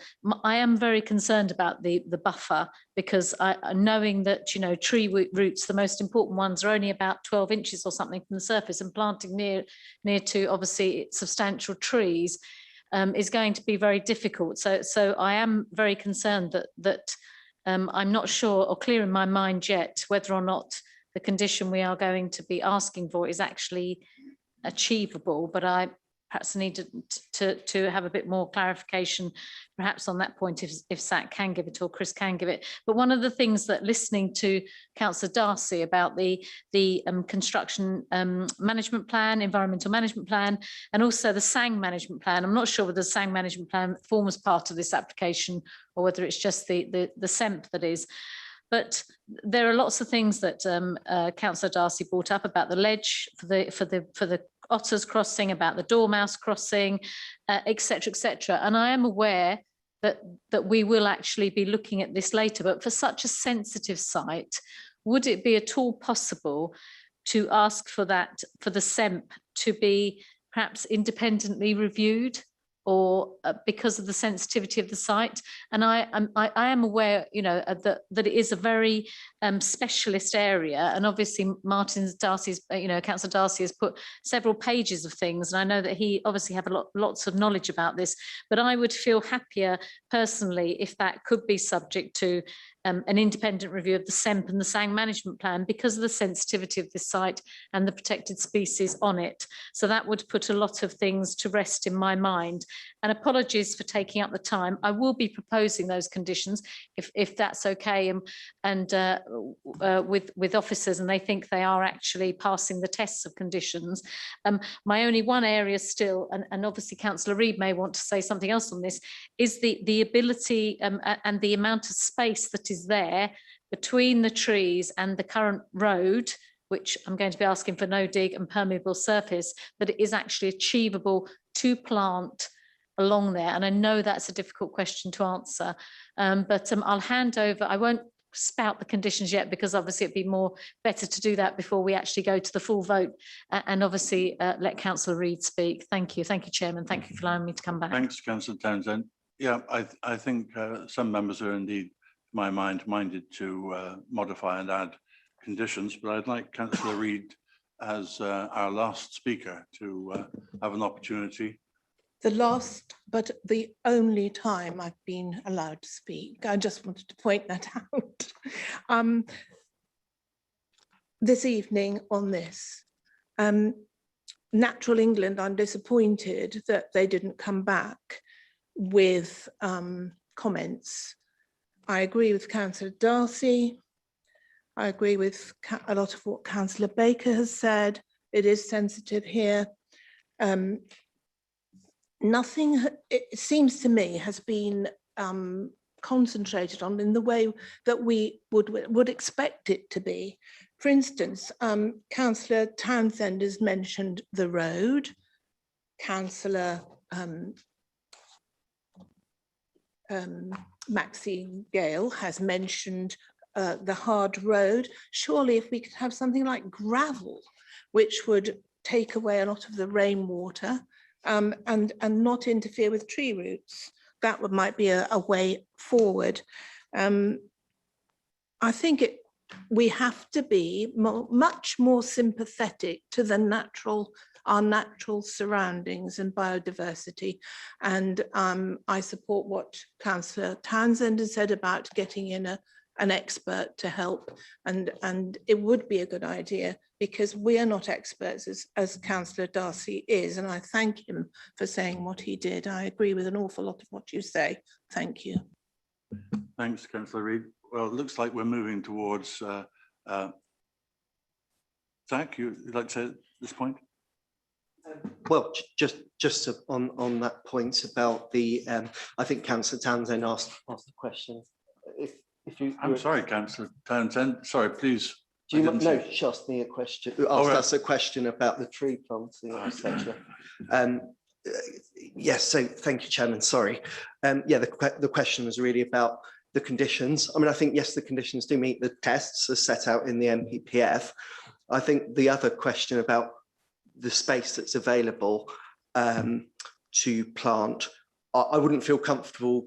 You know, I'm always someone who wants to speak, you know, with honesty and truth. I couldn't sit here and say, yes, there's absolutely loads of space to do giant redwoods or anything like that. But there's certainly scope to do some additional planting there that would help to support the buffer. And I do take your point about the permeable road surface. And I think that's the point that Councillor Reid was making. And certainly, I believe you're going to be proposing, and hopefully we'll get a seconder, for both the buffer to be details of additional landscape planting along the buffer to be provided, and for details of a permeable surface for that southern road that runs the roads that run along that southern boundary. I did hear earlier, sorry, Chairman, I will be brief, but I did hear a point from one member saying, well, why should we listen to statutory consultees? That did worry me a bit, because the statutory consultees are statutory for a reason. They are the national experts in this thing. So in this instance, Surrey County Council, as the Highways Authority, as a statutory consultee, have said there's no highway issues with the scheme. Natural England have looked at this, and I totally take on board the points that Councillor Darcy mentioned, and he actually mentioned that he was disappointed with the response from Natural England, but ultimately they are there as the protectors of the environment, and they have no objections to the scheme. And the last point I really want to make is, I can sense a lot of frustration with the whole principle here, and I think Councillor Follows in his sort of 4 minutes made that point. But we do ultimately have to come back to the point that this is a reserved matters application following an outline permission on a site where we have allocated, albeit for around 180 homes, we do have an outline planning permission for up to 200 homes. This is not exceeding that.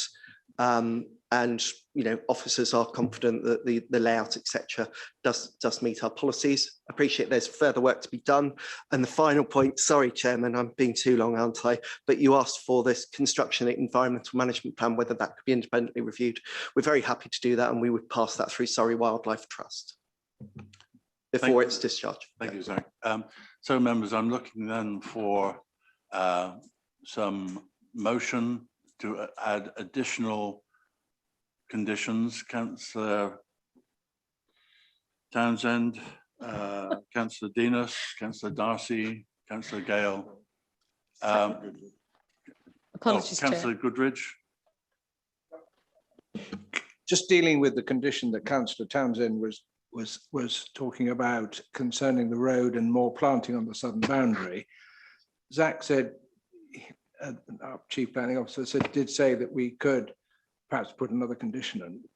I see on page 59, third from the last paragraph, it says, as the current application does not include a request to discharge this condition, that's the landscaping condition, additional areas of planting trees could be secured as part of the condition discharge at a later stage, which is what I had in mind when I was saying, but this is not the final story as to the trees. And I was wanting to know whether we should be relying on that, which is pretty flexible, or whether we should be asking for more trees if there's an element of doubt as to whether we could actually put that on as a condition. That's what I wanted to raise as a technical question. Yeah, no, it's a good question, Councillor Goodridge. Through you, Chairman. Please. Yeah, I mean, I think belt and braces, we would recommend that you add an additional condition specifically referring to the southern boundary. Thank you. Thanks, Councillor Goodridge. Well, Councillor Townsend, are you prepared to make your? I am, and with obviously a lot of help from officers to fine tune them. And I think members will probably like me to say them in block, perhaps, rather than each one, perhaps, if that's better. So obviously the condition for the electrical vehicle charging points, as opposed to it being an informative, the subject to the normal wording that we have for the number of charging points. The other one was for the transport management plan to include a point so that there was on-site parking has to be available prior to construction.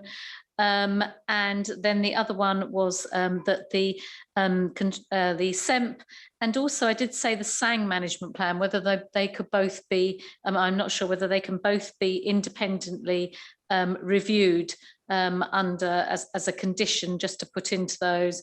And also then my final one then is that the road on the southern boundary uses a no dig method, and that it is a permeable surface, and that an additional continuous buffer is created on that southern boundary. So I think it's important for that to be continuous. And apologies for all that wording, and hopefully someone's captured it. Councillor Townsend. I make that 4 conditions. Yeah. Sorry. Okay. Chris. There was, I think there was mention of thank you, Chairman. I think there was mention of 5, but I think that was the 5th was to do with a SANG management plan, and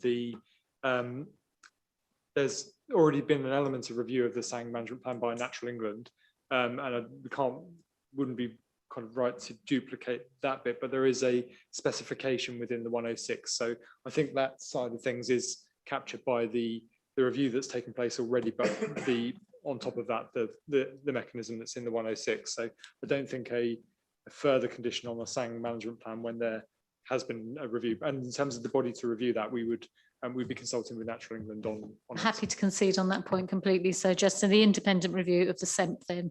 Thank you very much. Okay, Zach? Oh, no, sorry. No, I was going to ask that. Hang on, Councillor Darcy. I'm looking really for a seconder, Councillor Dinas. Good. No. I just wonder whether we could just add the words no off-site parking. I know you talked about parking must be, but just to make it extremely clear, no off-site, can we put that in? So it's absolutely nailed down. Yeah. I'll just throw that in. I think that would be very difficult because we can't control parking on the public highway. What we can do is ensure there is sufficient parking for construction workers within the site, so that very much discourages it. But we couldn't stop Billy the painter parking on the road. We wouldn't have a way of controlling that through a condition. But the point is well made, and it's about making that provision. It's a bit like SANG, really, making the provision. You can't stop someone going to the SPA. Now, members, you're making it very difficult for me. I've got Councillor Darcy and Councillor Hegan, but we actually have a seconded motion. Councillor Darcy, did you want to comment on something then, Councillor Hegan? It was really a question. that I wanted to ask regarding the SANG management plan. It says it would be undertaken by the Land Trust, who would be responsible for following it through, essentially, for the next 5 years. I just wondered who they were and who were members of the Land Trust. I wish she. Good.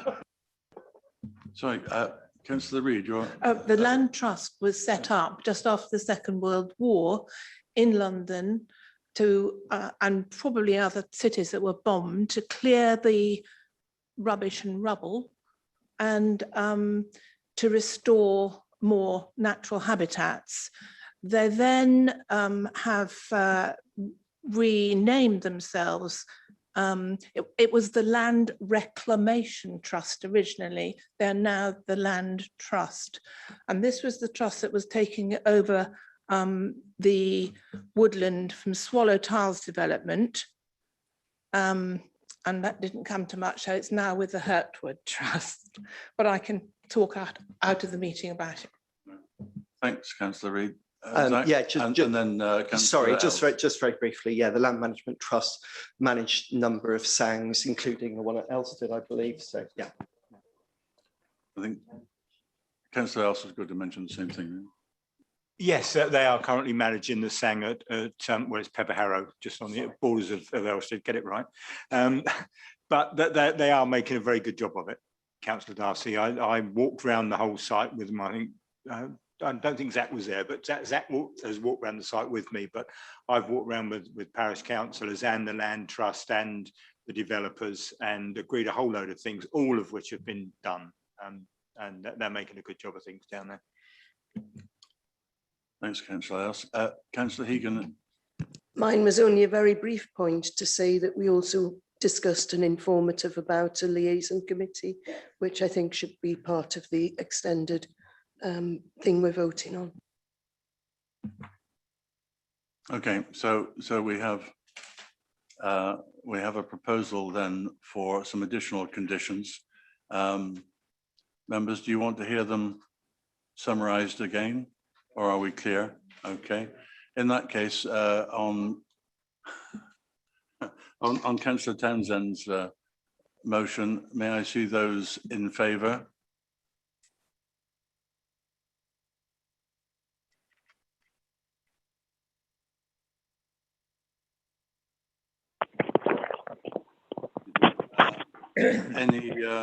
Any against? And any abstentions? Good. So that motion has been passed. Yeah. So we now need to visit the overall recommendation, which the officer's recommendation is to be approved subject to quite a few more conditions. Informatives 1 to 15 now. Are we okay on that? May I see those in favour of the officer's recommendation to approve?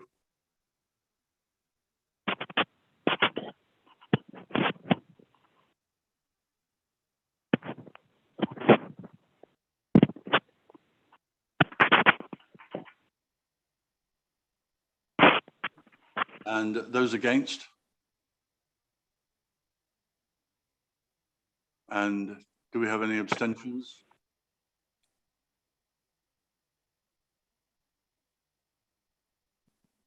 Thank you, Georgina. I want to announce it. 2 against and 2 abstentions.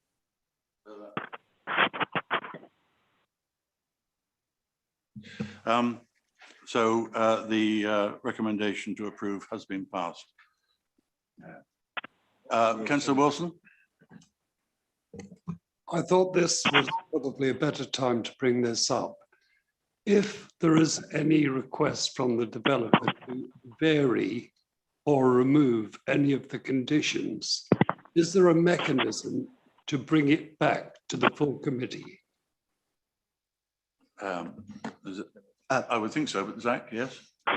Well, there's the usual mechanism whereby members can do the calling, an application for under section 73, and yes, there'll be an opportunity to call in. Would we have to call it in, or could we make it on this particular extremely sensitive I think I think we'll take that away, but at the end of the day, we don't have this is a theoretical situation at the moment. But I mean, we could certainly make a note of that in the minutes of the meeting, that if should an application for variation of conditions come forward, members would like that to come back to committee. We could certainly make a note of that in the minutes, but we couldn't put it on the decision notice. Yeah. Thank you, Zach. The reason I ask is that we are not always aware when a variation is asked for. Thank you, Zach. Thank you, Chair. Thanks, Councillor Wilson. Councillor Cossing. Yeah. Sorry, I just actually want to disagree with that. Yes, of course, it's an important application. We deal with many important applications, and indeed all the applications we deal with are important to the people we're here to represent. And I just think it would be a bad precedent, actually, just to say on one particular application we should go down that road, because I think it will actually compel a number of us to perhaps ask for the same thing on applications that are in our patch and we feel quite strongly about. So I would suggest we leave it to our normal mechanisms, which I think work quite well. If something does happen, there is the opportunity for local members to do as Zach suggests. Okay, all right. Thank you for that. Now, members, we've been at this for a long time now. We have one more application on the agenda, but if members would like to have a break for 5 or 10 minutes, I'm perfectly happy to allow that. Or if you prefer just to finish this off, if that's possible. Also, I would suggest we finish it off. Great. Are you agreed? Okay. So moving then to application to item 9 on the agenda, which is item 9.1 B1 WA 2020-1186 land at coordinates on your agenda at High Loxley Road, Lox Hill. The proposal is use of land for temporary stationing of a mobile home with associated parking and amenity space for use by an agricultural worker. Marie Clark is going to take us through. Thank you very much, Marie, for hanging on. Thank you, Chair. Hopefully you can all hear. So members will recall, thank you. Members will recall that this item was brought before the committee in August and was deferred to enable the item to be discussed further with the council's legal service with regard to securing sole implementation of the scheme should permission be granted. This was in light of there being an extant permission for the siting of a mobile home further down the road. The item was also deferred at the October meeting. So I'll just take you through the slides quickly to remind you of the proposal. So the application is for temporary stationing of a mobile home. The site can be seen here outlined in red. It's surrounded by open fields with a few dotted residential properties in the nearby vicinity. The next slide shows the site context. It falls within the countryside beyond the greenbelt and an area of great landscape value. The boundary of the greenbelt and AONB is shown in yellow to the north. Officers are aware that the land owned by the applicant of the current scheme is subject to a UCO application for drilling. This was refused by the County Council and is currently at appeal stage. This is a separate application and officers are of the view it would not impact a decision being made on the current application. As set out in the officer report, there's an extant planning permission for the siting of a mobile home, which was previously submitted by the applicant. However, owing to land ownership changes, the applicant is no longer able to implement this permission, which has resulted in the current application. The next slide shows an aerial plan. You can see the wider area here, including the Dunsfold Aerodrome to the southeast. Then moving on to the next slide is the proposal. Permission is sought for the use of the land for the temporary stationing of a mobile home, which would be occupied by an agricultural worker. It would be for a 3-year period. The mobile home would be sited adjacent to an existing agricultural storage farm, which was permitted under a previous application. It would be occupied by an agricultural worker employed by the applicant in connection with his existing agricultural business. The next slide shows a photograph of the site access and entry to the site. Moving on to the next slide, this is the existing agricultural barn and the area where the mobile home is proposed. The next slide also shows the barn and the area for the mobile home in the context of the surrounding agricultural fields. And finally, the next slide shows views looking out from the site to the surrounding fields. The next slide shows the key matters for consideration. So officers have sought independent advice from Reading Agricultural with regard to whether the agricultural justification put forward is sufficient to demonstrate that the proposal will be acceptable in planning terms. The advice received is that it is. Officers acknowledge that the mobile home would be of a notable size and would not be particularly attractive. However, it would be sited adjacent to an existing large agricultural barn and would be seen in the context of an agricultural site. On balance, officers consider any visual impacts and impacts on the character of the area to not be of a scale to warrant any objection. There will be no impact to neighbouring amenity. Further to the discussion which has taken place with legal, officers' opinion is that the most appropriate mechanism, should members wish to secure sole implementation, would be a Section 106 agreement as opposed to a planning condition. However, notwithstanding this, the need for securing sole implementation has been carefully revisited, having regard to the tests set out in the NPPG in relation to the use of planning obligations. It is acknowledged that there will be a visual impact. However, this is considered to be localised and no objection is raised with regard to the impact on the surrounding area. The extant scheme is due to expire in December 2022. Taking the extant timeframe, the temporary nature of the current application and the cumulative impacts into account, it is officers' view that even if both schemes were to be implemented, it would not be so materially detrimental to warrant using a planning obligation to secure sole implementation. Amendments have been proposed since the August committee to conditions. These relate to agricultural occupancy, utility connections and restoration of the site upon expiry of the temporary period. Thank you, Chair. Thanks, Marie. Members, any comments? Councillor Gray. Thank you, Mr. Chairman. Councillor If I could first of all just pick up the last point about the temporary permission expiring. I don't wish really to draw attention to how many times we've extended temporary permission at Dunsfold Park, but there is a concern that people have that this will be a temporary permission that will then be applied and extended. I think that from my point of view, I don't like the other application, and it was discussed before, but I think to some extent we should put that to one side now and concentrate on this one.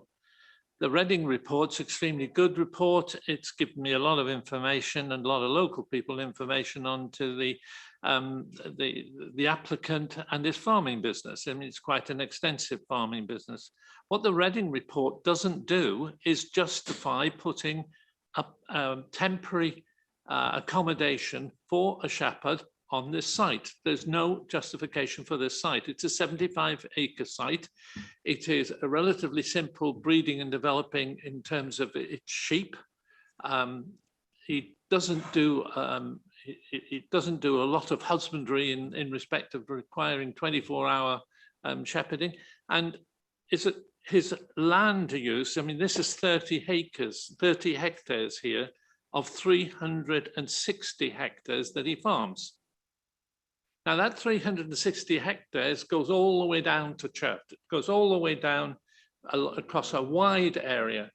And there is, in my view, there's no justification for putting that particular temporary agricultural work on here. Quite happy, there's a need for agricultural workers, that's in the report and everything else. It has a big impact on the area. It is an area where they're looking to extend the AONB. So it's AGLV, but it is an extension down there. The barn was pretty contentious, but I think they did a good job on preparing that barn, and the barn has fit in. But the local people, and certainly from my point of view, I would say that that harm is significant and it hasn't been justified as distinct to the need. Stop there. I hope you'll be delighted, Mr. Chairman. It's slightly shorter than the last time. Thank you, Councillor Gray. Councillor Reid. Thank you, Chair. Having been a parish councillor for 8 years in a rural area and the village of Ewhurst, we've looked at lots of applications for these sort of temporary buildings. I know the area, but not in as much detail as Councillor Gray. But I do know that agricultural workers are very low paid. This is not an area like the one I'm used to, with where accommodation is put for equestrian usage and grooms and those sort of people. But they do need accommodation, and I think we agree on that. It's just that maybe the owner of the land and the farmer thought he would put this next to the barn, you know, not thinking about any other effects. He's just providing something and putting two buildings near each other. I'm just surmising that. And it is regular and common practice in the countryside to do such things as provide accommodation. And this is better than a lot of agricultural workers are used to. Thank you. Thanks, Councillor Reid. I have Councillor Cossar and Councillor Dinas. Councillor Cossar. Thank you very much, Chairman. I do recall when we discussed this before, and I did go on the site visit as well, that I largely for the reasons given by Councillor Reid, and given we had sought expert advice on this, I was reasonably comfortable with the proposal actually, and was prepared to vote in favour of it. But members, for reasons I sort of understood but perhaps didn't feel as strongly about, felt that there was this concern about the two permissions, you know, being implemented. I think the officers made a very good point actually in the report that they brought back to us, that we are talking about a temporary permission. I absolutely understand, and I've seen like Councillor Gray and many other people, I'm sure, in this room, lots of temporary permissions being extended. But if it clearly is the view of the committee here that we don't want to see the two run alongside each other, I can't imagine why we would actually, in this case, extend that permission when it runs out. Therefore, I think the proposal in front of us is sensible, and I'm happy to support it. Thanks, Councillor Cossar. Councillor Dinas, and then Councillor Goodridge. Thank you, Chair. I'm going to give a slightly contrary view to my colleague there. Just looking at report page 93, it says it's located AGLV, overlooked by the ANOB. It's countryside beyond the Greenbelt. The next page, it says the impact to the character and beauty of the surrounding countryside and public views will be afforded from nearby public right-of-ways. Page 104 would not be a particularly attractive design. I mean, we're talking about, you know, countryside beyond the green belt and AGLV, etc. And it says not a particularly attractive design, says it's open countryside, and there'll be an impact on the character and beauty of the countryside and AGLV. That's in the report. So I think there's been no justification. The report doesn't give a justification why it needs a caravan on that site. So I'll listen to what my colleagues say, but I haven't heard anything to change that view. Thank you, Chair. Thanks, Councillor Dinas. Councillor Goodridge, then Councillor Wilson and Councillor Townsend. Thank you, Chairman. I think the site visit we had earlier in the year was very useful. I think if this mobile home was going to be placed on this site and there wasn't a barn there and it was just on its own, I would agree with Councillor Denis. But bearing in mind what is there already, which is a substantial, quite attractive agricultural barn, and this is going to be slipped in behind it. Admittedly, you can see it from most of the fields, but you would hardly see it from the road. I think that it is acceptable. I mean, clearly, if the protected boundaries come even closer, it would be a good reason then, if they wanted a renewal, to say no, because it's now the protected boundaries come closer. But we looked at where the boundary was, and it needed binoculars more or less to see where it's going to be, or where it was at the moment. So with the benefit of the site visit, I have to say I agree with most of the things that Councillor Cossa said. Thank you. Thank you. Councillor Wilson and then Councillor Townsend. Are there any more speakers after that? Okay. Thank you, Chair. I can fully understand the necessity for an agricultural worker to have a place to live, even if he doesn't work all the time at one particular site. Housing costs in this area are beyond most agricultural workers. But I do note, and Councillor Denis brought it up, one of the things we have to look at is design. So why can we not screen it? Is this a possibility? Plants, flower pots, or the design of the actual caravan? It's one of the things that we have an input to. I think that's a question for Marie. Yeah, perhaps to give us a just going guidance to on finish. I think that I'd like to know how much input we have into the design of the actual mobile home and the area in which it's sited. Thank you, Chair. Thank you. Marie, would you give us some guidance on that, please? Certainly, thank you, Chair. I think it's tricky when it's an application for temporary permission. We don't really have that much control, unfortunately. These mobile homes are generally kind of standard design, and you can't really request that they change that. Same with landscaping as well, unfortunately. I mean, if members did feel strongly about that, then perhaps we could look at that. But I think they're asking for a temporary permission. We have to assess it on that basis. The officers have assessed it and are of the view that there wouldn't be any material harm to views in the landscape. But obviously that's for members to decide. Thanks, Marie. Councillor Townsend, Councillor Darcy and Councillor Hegan. So Councillor Townsend, please. Thank you, Chairman. It's a really difficult one, and I must admit, reading through the reports online, to see the actual requirement for the worker to be living on this particular site rather than on other areas of land that are also under his control. There wasn't enough information there to convince me completely, but if I looked favourably on that, and I was thinking about the harm to the landscape, I mean, within the Reading report that Councillor Gray mentioned earlier, there is a picture of the barn, and it's quite an attractive, as been mentioned, building. And then, on the back of it, we're putting a mobile home. And whilst it is screened because of the actual building, I do have concerns about the detritus of life on the site appearing, because if somebody is actually working then fully off that site, there will be, I'm sure, additional vehicles, additional trailers, additional stuff.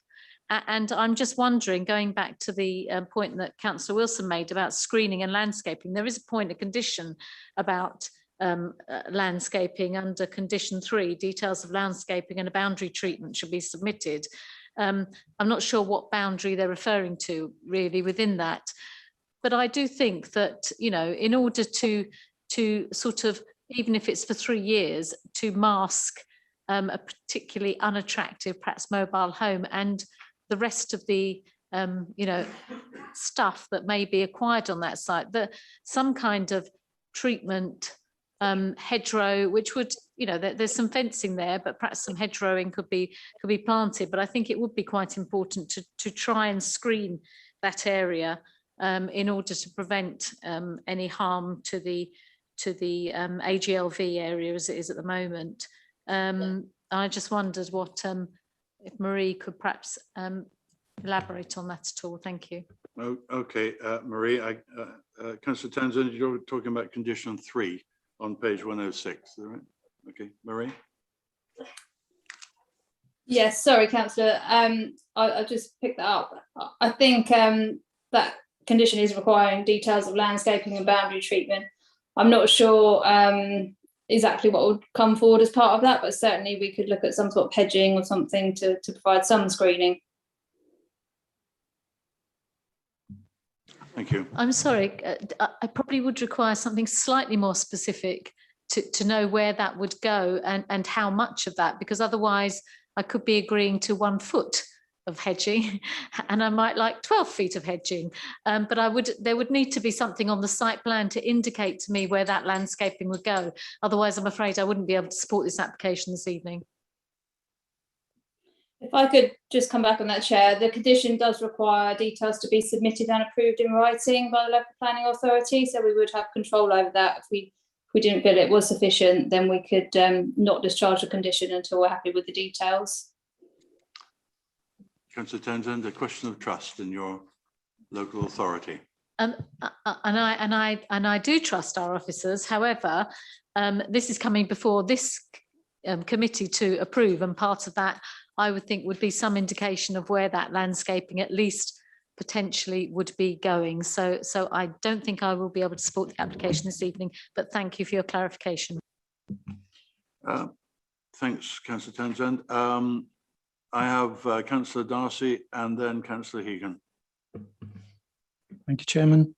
The question I was going to ask about, well, it's not really a question, my point, I think, is about sustainability, because the argument or the Reading Agricultural Review puts forward the idea that a agricultural worker needs somewhere to live, but it doesn't specify why this particular location would be the place for them to live.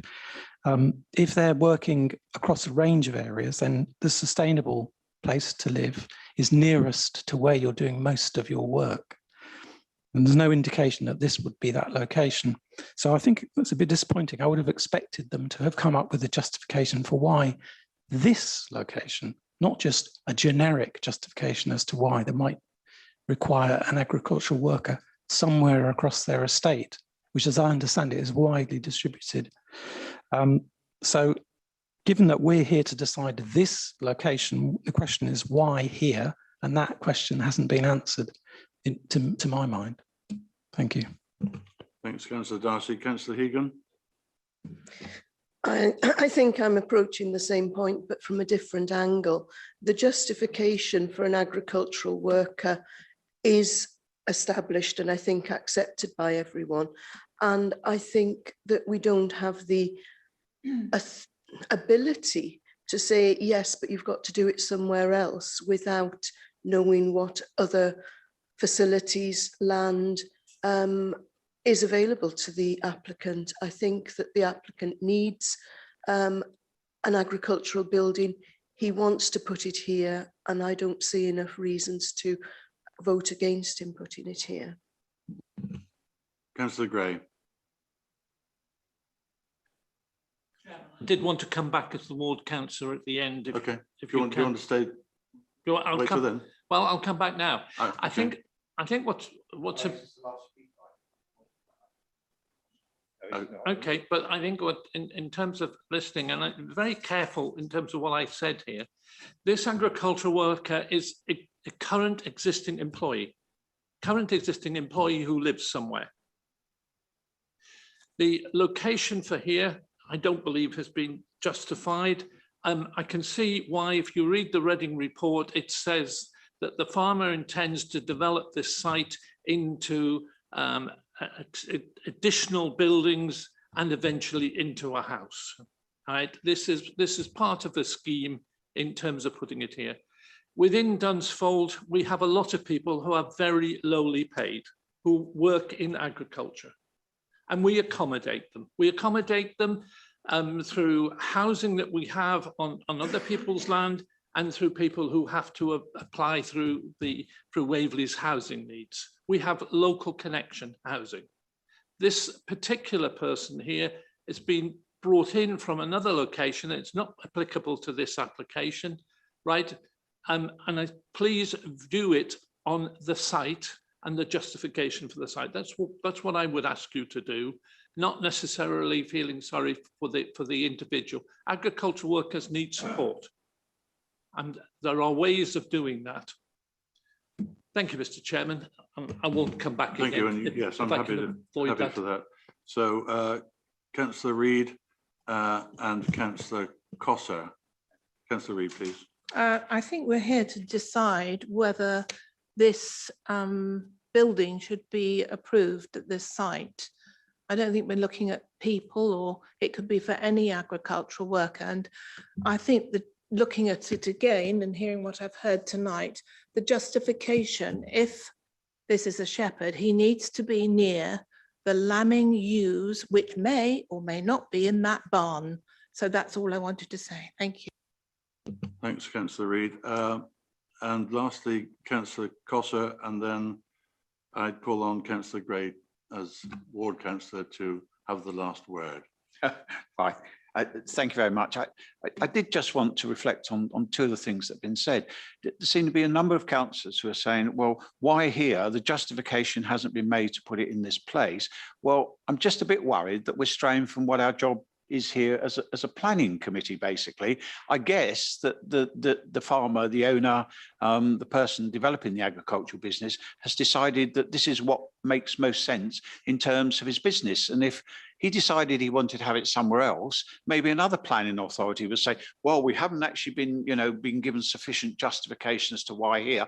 I don't think we have to be, frankly. I don't think that is a material consideration for us. What we should be looking at is the impacts and the planning issues around this particular site. Now, I'm absolutely prepared to accept that we may well have different views on that. I've been to the site, I've looked at it, I've seen where it is, and I don't think that the harm is particularly great, and I share the recommendation we had from our officers on this.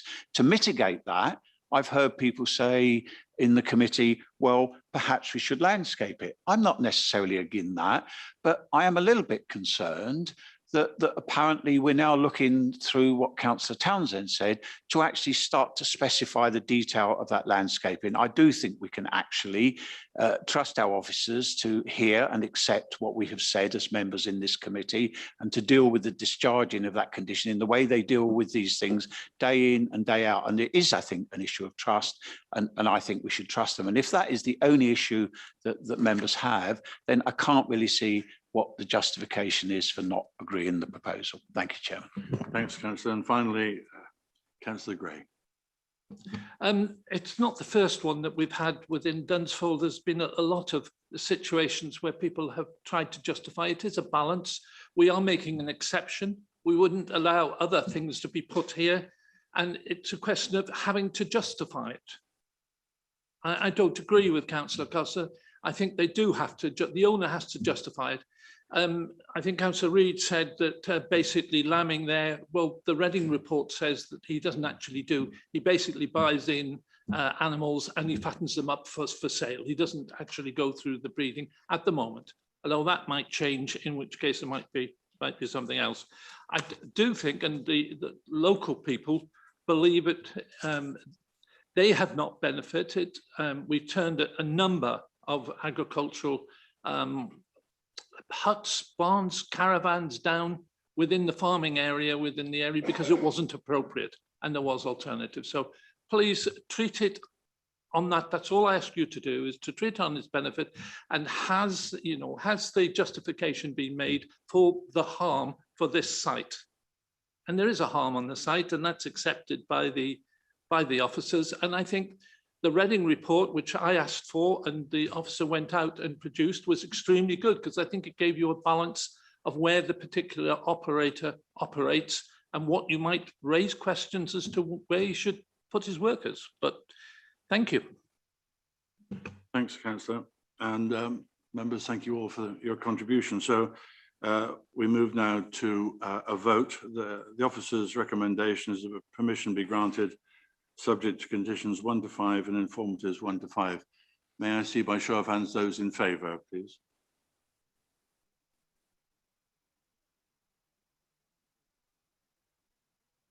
Okay. And those against?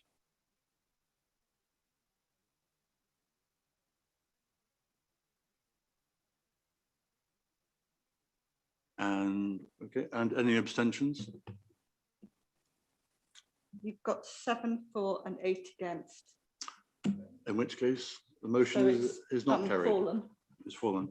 Right. I'm looking for an alternative proposal then, please. Councillor Gray, you may. That the alternative proposal is that the application is rejected on the grounds of the harm versus the. Can I have some help? I can only think of the harm. It's the balance. Councillor Dinas. I'm sure some wording could be made out of this. So it's due to its location in the countryside beyond the Greenbelt, AGLV, and overlooked by the ANOB, the impact on the character, beauty, intrinsic value of the countryside.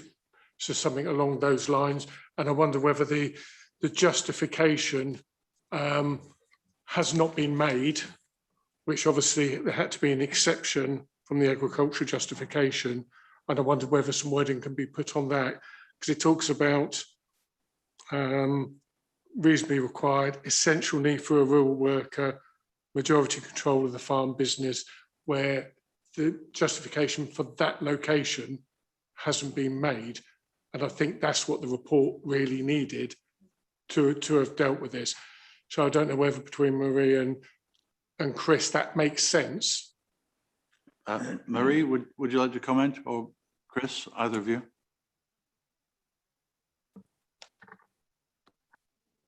Marie, would you go first? Yeah, I mean, that does make sense if members feel it's the location which is causing harm. I think that would potentially be a reason for refusal. I'm concerned about saying that there's it's not been demonstrated the need, in that we've got the Reading agricultural report saying there is, but certainly impact on the character of the countryside and AGLV, in my opinion. Thank you. Do we have members? Do we have enough information on reasons to refuse? If so, yes. Councillor Gray, are you happy with that to propose? I would only just pick up with Marie on the point of the Reading report. The Reading report justifies the need for the agricultural worker, not the location. I mean, that's the fundamental. And it's this location and the harm versus justifying where we need to put somebody that we've got a question. Okay, all right. Looking for a seconder on that then, please. Councillor Dinas, happy to second, yeah. Marie, are you okay with that?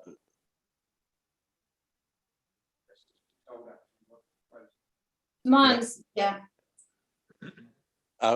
Some members would like to know exactly how you can construct an appropriate motion for us, please. I think, has been said, the location in the countryside beyond the Greenbelt and AGLV, it would result in harm to the character of the countryside. I mean, we can look at the exact wording as officers and put in the appropriate policies, but I think, yeah, essentially along the lines of what has been said. Thank you. Are you okay with that? No, Councillor Gray? Yeah, good. And that motion has been seconded. Thank you, Councillor Dinas. May I see by vote of Yeah, by vote. Those in favour of that motion?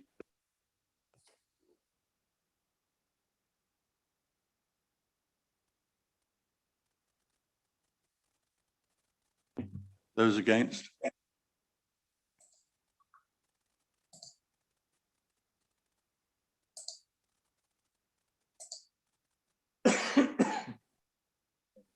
Okay.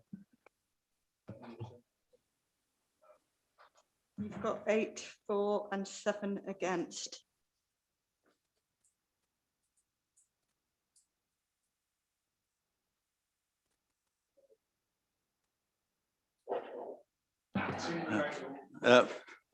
Thank you, members. It's been a long evening, surprisingly. Safe journey home. Thank you.